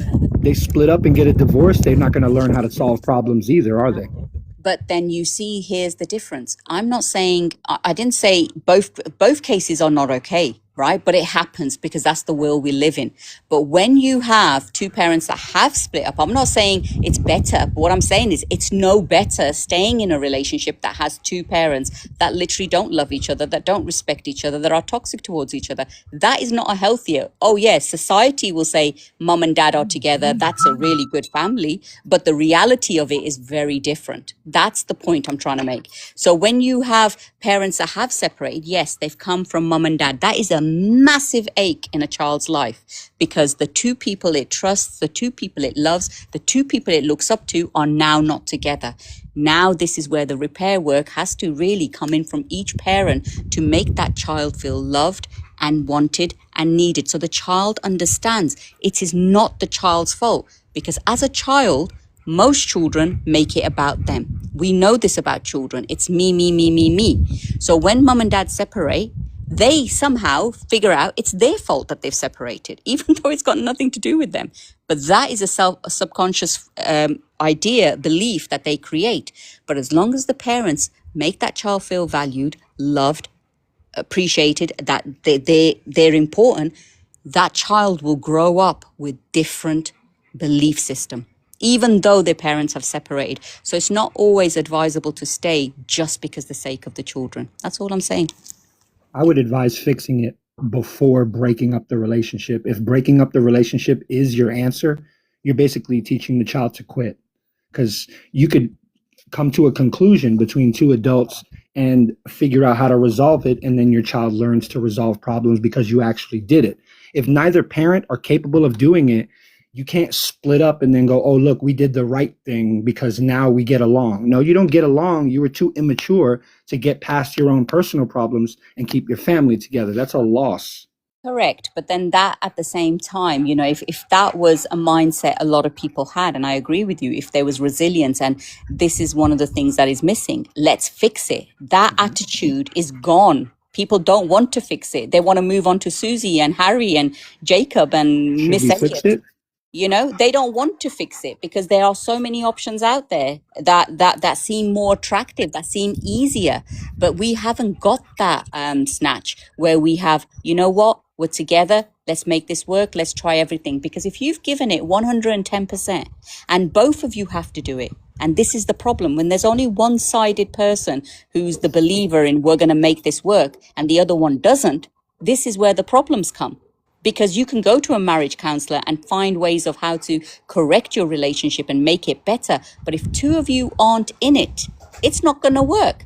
And inevitably, it's going to blow up and you're going to be separated. And sometimes it is the best thing to do, because if you are living with a narcissist, you've got no hope. You are destroying those children. You're destroying yourself. And I'm not saying everyone's a narcissist, but what I'm saying is there are traits, there are some relationships that you tried and tried and tried, but you can't get over. You cannot get over a man who thinks it's okay to cheat over and over and over and over again. It kills you. It destroys you. It destroys your trust. You feel betrayed. There's too much work there to be done.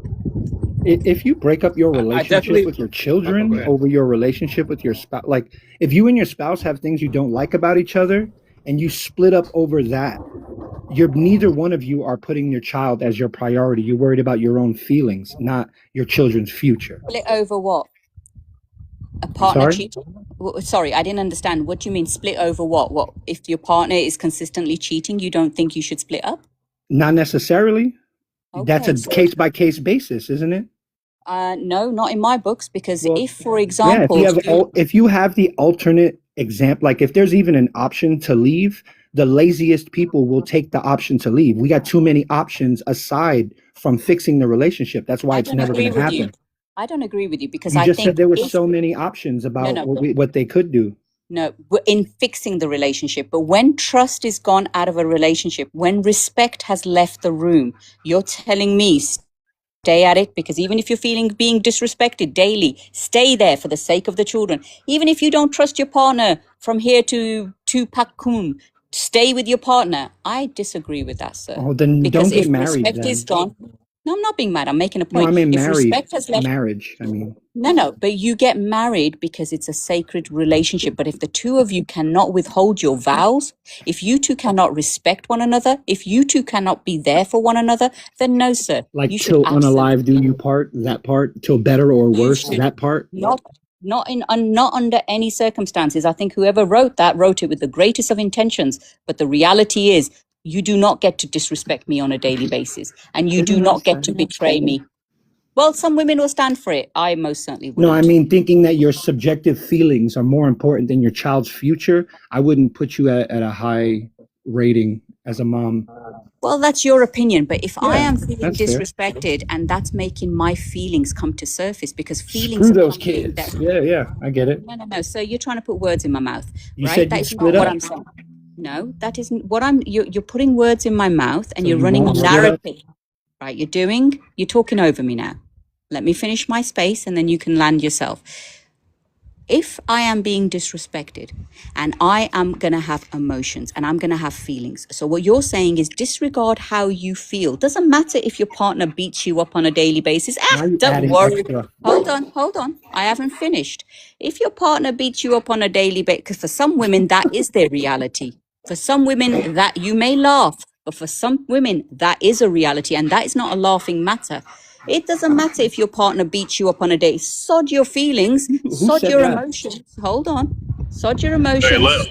let her land. Let her land, Snatch. Go ahead, Dr. Love. Sod your feelings, sod your emotions. Just stay with them because you're not a good mom if you don't stay in that relationship. If you have a partner who's consistently going out and cheating with next one, this one, that one, and you've spoken about it, they've promised they're not going to do it, but they keep on doing, sod your feelings, sod your emotions. Just deal with it because you're not a good mom if you don't stay in that relationship. You got a partner that betrays you or disrespects you on a daily basis, calls you names. Sod your feelings, sod your emotions. You better just stay there because you're not a good mom. I'm sorry, sir. Your narrative does not engage with what I'm saying at all. You absolutely should leave. Okay, And yeah, I never mentioned anything about beating anyone. That's you adding in things that I never said. Right? you spoke about feelings. You said, Yeah, don't I'm worry asking about if I your said feelings. beating, ma'am. Did I say No. anyone was beating anyone? I used a few analogies that would create emotions and would create feelings and scenarios that would back those feelings up. But you made a standard approach where you said, forget how you feel. You should stay in that relationship because you are not a good mother if you don't. That's the statement you made. I've just No, it added wasn't. some reasons why those feelings might exist. Well, you could have your feelings hurt because he just said like shush one day, or he didn't leave you enough orange juice. There's 101 reasons to drum up feelings, and the fact that you went right to, oh, he's beating you, and then now you got to stay because or else you're a bad mom. That's completely disingenuous. You paid no attention to the points that I made. The points you made were about feelings. What you've just described now about if he said shush or left the milk bottle That's out a or more didn't put the reasonable toy. example. You keep interrupting when I respond to your You question. keep putting words in my mouth I never said. Don't do No, that. I'm giving you examples of if he was saying shush or he left something undone or you had a little quarrel or you had a disagreement because, he was supposed to pick you up at 7 and you came at 10. These are things that are absolutely workable. These are not reasons for you leaving your marriage, because a marriage isn't a, pop in when you like and pop out when you don't. These are matters that can be resolved. I'm on about the things that which went back to my beginning point. I'm talking about things that are absolutely good reasons to be leaving a relationship, not for what you're describing now. For the things that I've described, those are absolutely justifiable reasons why two people should not remain in the same marriage. I Not what agree you're with talking those. about. Yeah, I agree with those. But again, you pick things that I didn't even say to point out a point that I didn't even make. So the point I was making, you said you shouldn't leave a marriage. Your stance came across to me as it doesn't matter what happens, you should remain and stay resilient and make that marriage work, because if you That's don't, not what I then said. well, that's the impression I got. And Well, that's use why the words I said instead of your impression, ma'am. okay, well, I can only go by what I'm hearing and the feeling I got from what you were saying. So if I'm incorrect, then I apologize. So But we going in circles now. Let me, if I'm being fair, I don't know any man that would come on this panel and say that he would stay with his wife, and his wife came home and she said, "Yeah, I'm gonna keep cheating on you." I mean, let's keep it real. I don't know a man who would sit up here and say that he would stay with his wife. There's a double standard amongst men and women, and it absolutely should be there. There's a double standard. I don't apply the rules equally in both directions, seeing as how we have different strategies amongst men and women. We have different strategies. Like, for example, Kobe's wife stayed with him, and no, I'm not looking down at that woman because she stayed with him, but in the other reverse, and nobody looking at Will Smith like he's an OG, so it affects us differently. That's why the response would be different. But you have to unpack that though. The reason why Vanessa stayed is because she's not going to get another Kobe Bryant. That's the same why. about most. If you would have gotten a Most better women are not guy, gonna she would have upgrade. left. Yeah, most women are not going to upgrade. Because they can. I'm gonna add more context beyond it. If Kobe would have said that he wasn't gonna leave that woman alone, because the context is not so. Dr. Love is not saying that if a man cheat once and he asks for forgiveness and he turns away from his cheating ways, that whether it's she or any other woman accepting him or not and his apology is going to be a problem or not. What she's saying is if the man keep cheating. So the Kobe example is Yeah, this. like cheating, like providing, like paying another woman's bills, and doing all that stuff. That's like extra level. I don't know, man. There's so many men that they have women, and the women are very aware that they're still doing their thing. That doesn't stop them from being with that guy. That's not cheating at that point. That's her knowing that it's open. Exactly. No, that doesn't mean that's right though. It's still wrong. No, he's making a point. See, but we got to make sure we're not conflating. So a man who's in an open situation is very different from a man who's going behind his woman's back. Yeah. Now, if the man is willing to tell him, like if the man tells you, look, I'm sorry, I should have told you, I was a dirtbag, I lied, I should have never did this. Let me lay it out all on the table for you. Look, this is what it is. I'm going to protect you. I'm going to provide for you. I'm going to do all this. But keep in mind, I need this to happen for me, and it's a non-negotiable. If a woman leaves that scenario because of, she's unhappy and takes the children, I'm going to say she's a bad lady. That's my opinion. I don't know. I go ahead, Fifth. Go ahead. Children deserve better. Yeah. I'm sorry, but I'm listening. Yeah, I don't know. Hold on. Let me answer this, right? Because none of you guys are calling up Snatch, right? But let me call you out, Snatch. So you're gonna call her a bad mother because her partner has now told her, well, hold on, you're not going to be the only queen in this house. You're going to be sharing the house with a lot of, or I'm going to have a lot of women. And you are saying she is a bad mother because she takes the children and leaves. Hold on. You are a bad father for being so promiscuous and putting your children and the mother of those children in a predicament she never chose to be in. So to you, sir. Yeah, and you she don't have should the same leverage absolutely. as the husband, though. You don't have the same leverage as the husband. Listen, beyond it, there's no, you know what? There is a leverage. Just because one is a leader does not mean you can treat the woman like crap and she has to put up with it. But the statement that you are a bad mother because you picked the kids and left, no, she did the right thing because he is a bad father for not acting like the father. He's a bad husband. He's not a bad father. He's a bad husband. There's a difference. Well, if he's a bad husband, then he might be a bad husband. But the fact that decision he's making is not only affecting his wife, it is affecting his children. Because what are you teaching she takes your it out on the children. He didn't cheat on the children. But what are you teaching your children, sir? Be Nothing. promiscuous. My children are not. No, you my are. children are not privy to these conversations. No. These Let me little tell adult you something. conversations. Let me tell you something. Men that cheat and women that cheat.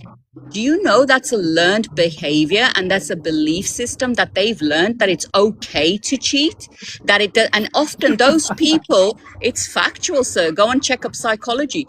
And also, it is also proven that those people, because when you cheat, it's an ego thing. It's an issue with you and your self-worth. It's not to do with the woman or the man. It's an ego thing. It is a self-projection of how you feel about yourself because you have a void that you cannot fill. So you go for numerous altercations, relationships, because you cannot feel whole with one. And that is why you do it. So you being in that relationship, why I call you a bad father, is because you are now teaching your children a belief system that absolutely, if you have a son, you've just taught him, son, go and cheat with whoever you want because you know what? I didn't even have the conversation with my I'm children. just saying why you're a bad father because you said a woman is bad because she took her kids out of that situation. So I'm just giving you an opposite. Yeah, so I'm when rubbing that your man blue is defense, I get cheating it. and he's showing his son that it's okay, son, I'm going to treat your mother this way. Guess what? He's going to grow up and treat his woman the same way. That woman, that little girl that you're raising, she's going to start believing that men cannot be loyal. So she is also going going to alter her qualification of what loyalty she offers. You see how you create a generation from You see how your that both behavior. times you did that? Both times you heard what I said and then you turned it into something completely. I never said the conversation happened with the children. You're the one saying that the You're husband not is getting saying my this to the point. children.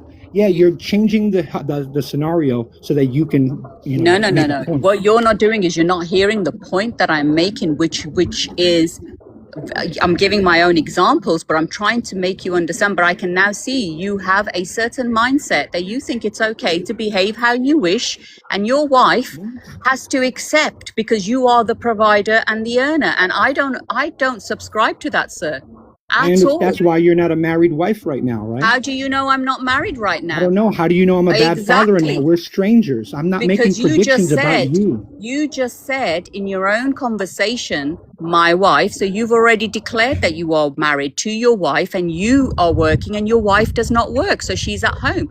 I She think thinks this that's really hypothetical is healthy. not real life. I That's think wild. that's really healthy. However, your mindset is I am the man, I'm the provider, I am going to be the protector. Therefore, whatever I do, you have to put up with. And if you That's not don't, what I said. you may not have said it, sir, but I have Hey, spoken hey, like hey, it. really quick. We're gonna we can come back to this, but we're gonna get to your own soul, have him mention the prompt, and then we can resume back to the conversation. Yes, thank you. That's Mr. Unknown. Yeah. Here we go, man. How are you, brother? How are you all? How you doing? I'm good. Interesting conversation, but I just came in the middle of the conversation. But I would like to jump into the prompt, okay? Who comes first, your partner or your friends? When it comes to choosing between partner and friends, there are two important things I would like to emphasize. A partner is definitely very important to me because she is someone with whom I can share my thoughts, feelings, problem, and even my shortcomings. I believe a strong relationship is built on the openness and trust, where I can express myself freely to my partner. At the same time, friends also hold an important place in my life. But the level of emotional depth and bonding I share with my partner is different from what I have with my friends. So if I had to choose, I would definitely choose my partner. I have an ability and potential to separate the relationship. I keep friends in a one circle and I keep my partner in the one circle. I might not able to express or share my all shortcomings, problem, trauma, whatsoever I have had with my friends, but definitely my partner would be the first person that I would like to share my problems and stuff like that. But the emphasis should be given more on my partner than friends is my take on the prompt. Thank you so much for having me in the panel and letting me speak. I really appreciate it. Thank you.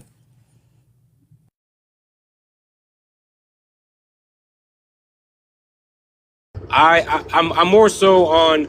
I understand Snatch TV's point, but I am more so on Dr. Love's side in the sense that kids might not be able to understand a lot of things, but they understand basic things, fundamental things, like human things, right?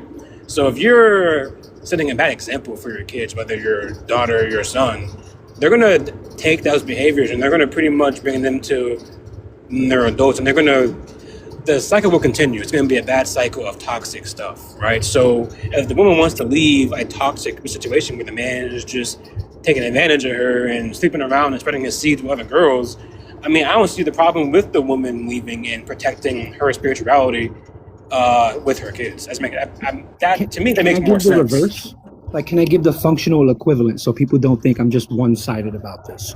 For example, as the husband, if we're driving and we're in a car accident of some kind, and my wife's hip bone or whatever, like she gets injured and her ability to, satiate my needs is the way I'll describe it, right?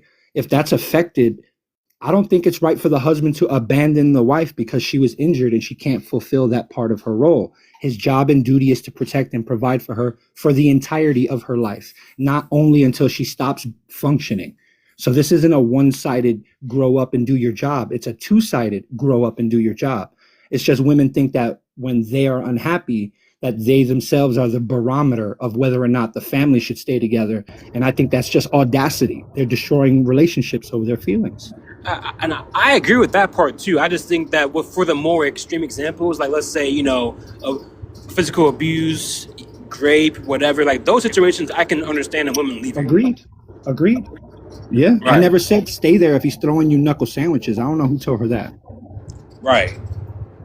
And but also though, right? Also, sexual immorality outside of the marriage is it is due for divorce. Like if a woman wants to divorce, she can say if she wants to, but most women aren't going to stay if a man is continuously cheating and spreading his spiritual whatever with other women.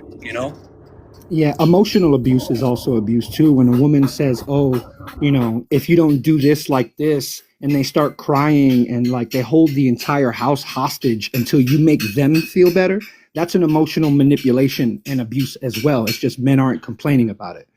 It's funny how the abuse only works one way. I understand that. I'm just saying that I think that's what she's saying, Dr. Love. I think Dr. Love is pretty much saying that, for the cheating thing, that like it is like it's not necessarily selfish. It's more so, it's not the example that I want for my kid. Now, if she wants to stay, that's up to her, but it has to be some sort of repentance in that man for her to take him serious. Otherwise, if he keeps doing it, then that's on that. It would be wise for the woman to leave than to stay with the man if the man is not going to show any remorse or even attempt to repent for his sins. Do you believe that it's possible for one woman to completely satiate a man's needs? No. That's exactly the point. So being honest with the woman, that's the highest level of respect you're going to get, because I'm not going to all of a sudden stop being a human just because you said so. Right. Wait, his But needs one or of his the fruits of the wants? spirit. Hold on. One of the fruits of the spirit is self-control. So even though I'm not I'm biologically wired to be attracted to multiple women, but self-control is a fruit of the spirit. So I'm sacrificing that part of my flesh to be with one person because it's holy and it's right. But you know what, guys, what's really interesting? Whenever I hear men and women speak, right, we know men can't be in monogamous relation. We know that. So it takes discipline. And some are just not disciplined. And I understand that too. But I think the undisciplined ones are deserving of the undisciplined women. And they should make it work together. And then they can put up with all sorts of nonsense going on within the relationship, because she can cheat and he can cheat. And then they're both the same. Right? Yeah, no, It men should, set the because the standards. because the double standards thing, right, it is a bit of an issue. And the second thing is, we have certain things that, like in the conversation I've discussed, which are absolute okay for women to leave a relationship. Like I've already explained, the abuse, which if it's physical and it's happening on a continuous basis, I'm not on about a shove here and there once or twice and it's just happened and he reforms. I'm on about abuse, DV, right? That's not okay. A continuously cheating partner is not okay. Someone who disrespects you, calls you dirty names or filthy names and disrespects you in front of the children, in front of family, that's not okay. Those are things that are very difficult to work through, and respect has left that relationship. But then equally, if you are in a relationship where you tolerate all sorts of things that are happening, you are teaching your children that behavior is okay, because guess what? When your children grow up, they will put up with the same abuse as well. So if you don't want it for your partner, if you don't want it for your children, you shouldn't want it for your partner. There should be respect between two adults. Period. on the I wouldn't want other, my daughter but to on stay the with a other, king. on the other If my side daughter though, married a king, and if my daughter had a king as a husband, and he was like the president of Earth, and he wanted to sleep with other women, I would tell my daughter, be quiet. You're married to the president of Earth. Relax. Oh my God. I don't even think I can hear you hold anymore. on. So the other side of it, right, Dr. Love, is, I think what he's saying, and the gist of it is that, like, women now, and I don't know if you agree with this, is that leaving is easier than working through it, right? So they say, okay, I'm just going to leave. Like, let's say, for example, that you and I are married, Dr. Love, and I'm saying words to you that you don't like, but you don't say anything. And so years and years and years of me, like, talking mess to you, it builds up, and then there's a big argument, and then we get divorced. But if you would have, it's up to you as a grown woman to be able to say, hey, no, I don't appreciate you saying that to me. Let's talk about it. Let's work through that. But a lot of women don't do that. But you know Exactly. what? You know what it is? There is a difference because when you are as adults and you're communicating and you're talking with each other, right? You're sorting these things out. Nobody should be disrespecting anyone, in my opinion. But the part where, you allow you tell your children that I would never tell my children that it's okay to be with a promiscuous man or a man that's cheating on them consistently. Obviously, make your marriage work, do the best you can, be the best you can, and find a partner whose character. But what I think, Biondo, we're getting a bit mixed up here. I don't think Snatch is talking about that. Snatch, in my opinion, has a mindset of he can do what he wants, and his partner, whoever that would be or is, would have to basically put up with it. And if they didn't, then, because he's providing, and that is the mentality a lot of women have an issue with, because it's not about having a leader in the house. It's someone who also respects you, someone who also understands you. But I think Snatch's ideology of a relationship is, well, I'm the boss of things. You are with me. You're not unequal in any shape or form. And I'm not saying equal in men and women are the same, because we are not. But respecting that a woman has her own strength and a man has his own strength, and together you become powerful. His analogy, I'm not saying these are your words. I'm saying it's my opinion. Again, you're not listening, Snatch, right? So it's about, in my opinion. So for me to continue trying to convince someone, or you to convince someone whose mindset is fixed, in my opinion, is absolutely wasting my breath and is pointless. So I'm actually done with this conversation, and I'm going to go and have a nice coffee. Have a lovely evening, everyone. I have been here for a All right, Dr. while. Love. Have a good one. Okay, I have been here for a while, and I really like each and every perspective being spoken by you all, right? The entire point of this conversation is about discipline. What is discipline? Why discipline is very important in a relationship, right? Discipline from both partners is predominant in a relationship. Both partners should be responsible, respectful, and committed to maintaining a trust and understanding.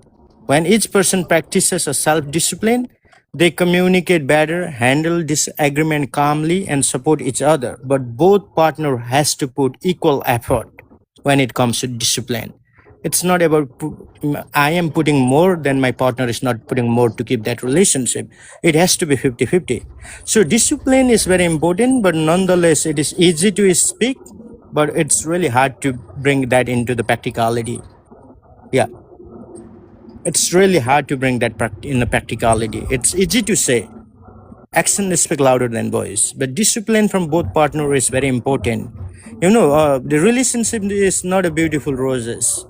Relationship is not a beautiful rose. Down the line, there will be ups and downs in a relationship, and both has to work equally. Both has to put equal amount of effort to keep that relationship for a long run. Will be my take on this conversation when it comes to discipline. Thank you. Fifth, I remember you earlier, you were mentioning something about saving it or whatever. You think I could get a clip of this episode too? Just wondering. Sorry. I'm gonna upload the whole thing on my YouTube. That's fair. I'll take that, because there's definitely a clip to be had, then, a lesson to be learned. So yeah. Once I put it on my YouTube, you have every right to screen record what you want. Because I made it public at that point. Yeah, usually I'm recording as I get on, like from my own side. But today I wasn't. I came in here, good faith, no beef, just to talk. And the lady kind of like took my words and ran with it. So it is what it is. Yeah, I put all of these lives up on my YouTube channel, Fifth General TV. Go ahead, Biondo. No, I was gonna say that the thing is, I'm very rational, and Fifth, you know this, right? If people are making good points and they're being honest, I can side with anyone. I don't really take a side per se, unless it's obvious that one side is definitely more right than the other. But a lot of times I'm more so in the middle. I think your points, Snatch, for the most part, a lot of them make sense, but a lot of your ideologies are more extreme, where a lot of guys don't have that sort of mindset that you have. And she was just saying that, Dr. Love was just saying that just talking about in terms of like, you know, cheating and whatever, that obviously perception wise, cheating looks different for both, but no matter how you slice it, it's still wrong. So she was saying that like if I'm a woman, I'm being cheated on, I'm going to leave, and I don't think there's anything wrong with that. Now, if the woman stays, she doesn't have the right to hang it over your head like you're a bad guy because she chose to stay, but she has the right to leave too. Yeah, I mean, you would Here agree is that that's one a thing, first. Snatch. Isn't that a Snatch. first world mindset? Like, if you live in a third world or a place that's a lot more dangerous than the United States, you can kind of make those decisions. But because we are, you know, safer, it's easier to just go about and do it on your own. I bet you if she was in, you know, the Middle East or any of these other places, she wouldn't be as quick to go about it on her own. So we've made it so safe that women think that the world has rainbows and, you know, sugar cookies, puppies, you know, all that. That's not how the world works. I don't want it to be this harsh. I'm just acknowledging that it is that harsh. Yeah, of course. I think your point is valid. I think your overall point, and if I'm wrong, correct me, I guess.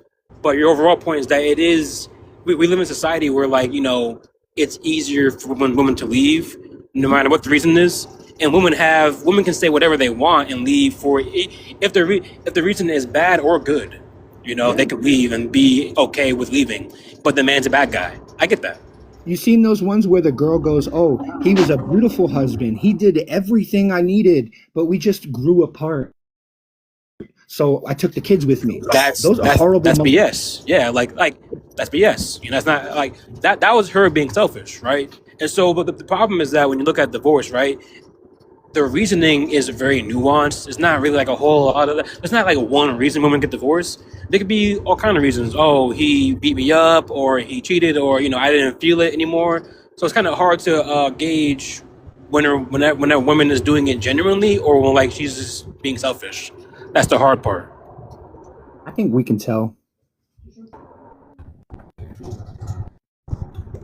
Like if you ask, "Well, how We did can't tell he? all How did cases, you?" but I was, you know, they're not going to be honest though. I'm not gonna be Snatch, honest. is it your first time with that lady in a conversation, or did you? Probably. Oh yeah, she's an amazing lady. She has her own way of articulations, you know, when it comes to the public discussions. But I see you are a little bit frustrated. I have been listening it, but you know, we came from different background, we have different ways to be world and stuff like that. Don't take it seriously, Snatch. Who's taking it seriously? Yeah. Things happen sometime in a conversation, you know. We might not agree with certain things 90 all the time. Yeah. So, I yeah, appreciate that, though. I don't yeah. really need any consoling. There's nothing wrong with me at all. I'm fine. I mean, I'm not All the right, one who, you know, got mad or whatever. let me give final thoughts, man. I gotta go to work. Anybody want to get their final thoughts first? Stay with your partner. That's the answer. Stay with your partner. All right, Snatch. Mr. Unknown, you got final thoughts?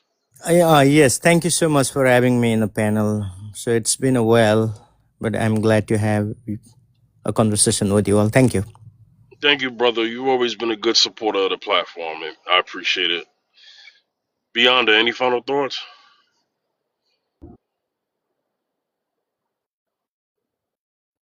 You know how it is. You know, I try to make it every single Thursday and Monday. You know, if I can, I'll come on and chop it up.